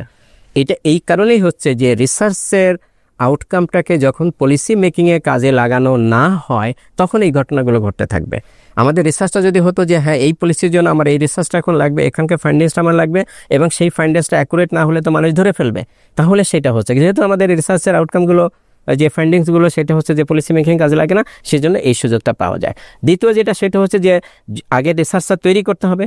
তাহলে রিসার্চার মেডিকেল সায়েন্সে যদি রিসার্চার আপনি যেটা বললেন যে ইন্ডিয়াতে এটা হচ্ছে, অন্য দেশে এটা হচ্ছে, আমাদের এখানে হচ্ছে না কেন? কারণ আমাদের দেশে রিসার্চার তো তৈরি হয়নি, আমাদের মেন্টরই তো নাই। মেডিকেল কলেজে কি রিসার্চ জানা মেন্টর আছে? তাহলে এই মেন্টর তৈরি করতে হবে এবং মেডিকেল কলেজে ফান্ড দিতে হবে। আমরা ওইটাই বলেছিলাম যে এই যে হেলথ সায়েন্স রিসার্চে যে এটা কম্পিটিশন প্রসেসে এটা না গিয়ে যদি মেডিকেল কলেজকেই ফান্ডটা দিয়ে দেওয়া হতো এয়ারমার্ক করে যে ঢাকা মেডিকেল তুমি 5 কোটি টাকা নাও, তুমি নিজের রিসার্চ করো এবং তুমি জুনিয়রদেরকে রিসার্চ শেখাও, সেখান থেকে মেন্টরশিপ হতো এবং জুনিয়ররা রিসার্চ শিখতো, ক্যাপাসিটি বিল্ড হতো, তাহলে কিন্তু একটা রিসার্চ কালচার গড়ে উঠতো, রিসার্চের ক্যাপাসিটি গড়ে উঠতো। সেটা কিন্তু হয়নি। যদি শুধুমাত্র বিল্ডিং প্রসেসে যে এটা যদি করা হয় তাহলে এই কোনো ক্ষেত্রে বড় রিসার্চাররা পাবে আর কোনো ক্ষেত্রে ওই যেটা বললাম যে ভুইফোর রিসার্চাররা এই যে আন্ডারহ্যান্ড প্র্যাকটিসের সুযোগ নিয়ে হতে হবে। তাহলে আমাদেরকে যেটা করতে হবে সেটা হচ্ছে যে রিসার্চ কালচার যেহেতু নাই, তাহলে রিসার্চ কালচার তৈরি করার জন্য আমাদের ক্লিনিক্যাল রিসার্চের জন্য মেডিকেল কলেজ বা মেডিকেল ইউনিভার্সিটি যেগুলো আছে সেখানে ডেডিকেটেড ফান্ড দিতে হবে এবং সেই ফান্ডটা যদি খরচ করা যায় এবং সেখানে যদি মেন্টরটা তৈরি হয় এবং যদি জুনিয়রদের নিয়ে ক্যাপাসিটি তৈরি করে স্টুডেন্টদের রিসার্চ তৈরি করলো, তাহলে রিসার্চের একটা কালচার তৈরি হবে। তাহলেই শুধুমাত্র আপনার এই যে 1% বাজেটের দেওয়ার সেটা যুক্তিকতা আছে। তা না হলে এখন যেভাবে রিসার্চ হচ্ছে সেই রিসার্চ কোনো কাজে লাগছে না। আমি মনে করি যে এটা পুরো ওয়েস্টেজ হচ্ছে এই রিসার্চের ফলে, কারণ যেহেতু এটা পলিসি মেকিংয়ের সাথে সম্পর্ক নাই। কারণ কেউ হয়তো ব্যক্তিগতভাবে একটা পেপার পাবলিশ করলো বা একটা রিপোর্ট কাটলো, সেটি নিয়ে যদি পলিসি মেকিংয়ে কাজে না লাগে সেটা হয় না। তাহলে সেই কারণে আগে রিসার্চের কালচার, রিসার্চের পরিবেশ, ক্যাপাসিটি বাড়াতে হবে, ফান্ডটাকে সেভাবে খরচ করতে হবে, তারপরে রিসার্চের ফান্ড যদি বাড়ানো হয় তাহলে সেটা উঠতে হবে। ধন্যবাদ স্যার। আমরা কথা বলছিলাম স্বাস্থ্য খাত সংস্কার কমিশন যে প্রতিবেদন দিয়েছে তার বিভিন্ন বিষয় নিয়ে, বিশেষ করে স্বাস্থ্য খাতের অর্থায়ন, স্বাস্থ্য বাজেট এবং বিশেষ করে বিভিন্ন ধরনের যে বৈষম্য রয়েছে স্বাস্থ্য খাতের বিভিন্ন সেক্টরগুলো নিয়ে। তো আপনি বিভিন্ন ধরনের ইনসাইট দিয়েছেন, তথ্য দিয়েছেন। আশা করি যে আমাদের এই আলোচনা আমাদের যে ইন্টারিম গভর্নমেন্ট রয়েছে তারা হয়তো এটা থেকে কিছু লেসন নেবে, তারা হয়তো এটাকে অ্যাপ্লাই করবে, কিংবা পরবর্তী সরকার যারা আসবেন, রাজনৈতিক সরকার যারা আসবেন, কিংবা যারা এই বিষয় নিয়ে যারা কনসার্ন, যারা কাজ করেন স্বাস্থ্য খাতের বিভিন্ন বিষয় নিয়ে যারা কাজ করেন, আমাদের এই আলোচনা হয়তো তাদেরকে কিছুটা সহযোগিতা করবে। সম্মানিত দর্শকবৃন্দ, আমরা কথা বলছিলাম স্বাস্থ্য অর্থনীতির পুরোধা, বাংলাদেশের স্বাস্থ্য অর্থনীতি নিয়ে যিনি দীর্ঘদিন থেকে কাজ করছেন, স্বাস্থ্য খাতে সুশাসন প্রতিষ্ঠানে যিনি কাজ করছেন দীর্ঘ সময় ধরে, অধ্যাপক ডক্টর সৈয়দ আব্দুল হামিদ স্যারের সাথে। বাংলাদেশের স্বাস্থ্য খাতে সুপ্রশাসন প্রতিষ্ঠা করা একটি লম্বা জার্নির মতো, একটি লম্বা পথ। তবে আমরা আশাবাদী, বিশেষ করে 5ই আগস্টের পরে ছাত্র জনতার বিপ্লবের পরে দেশে একটি নতুন যাত্রা শুরু হয়েছে, বলা হচ্ছে বাংলাদেশ 2 ভার্সন। আমরা আশা করি যে অনেক ধরনের চ্যালেঞ্জ থাকা সত্ত্বেও বাংলাদেশের স্বাস্থ্য খাতেও মৌলিক পরিবর্তন আসবে। বাংলাদেশের জনগণ এই স্বাস্থ্যসেবা থেকে সুরক্ষা লাভ করবে।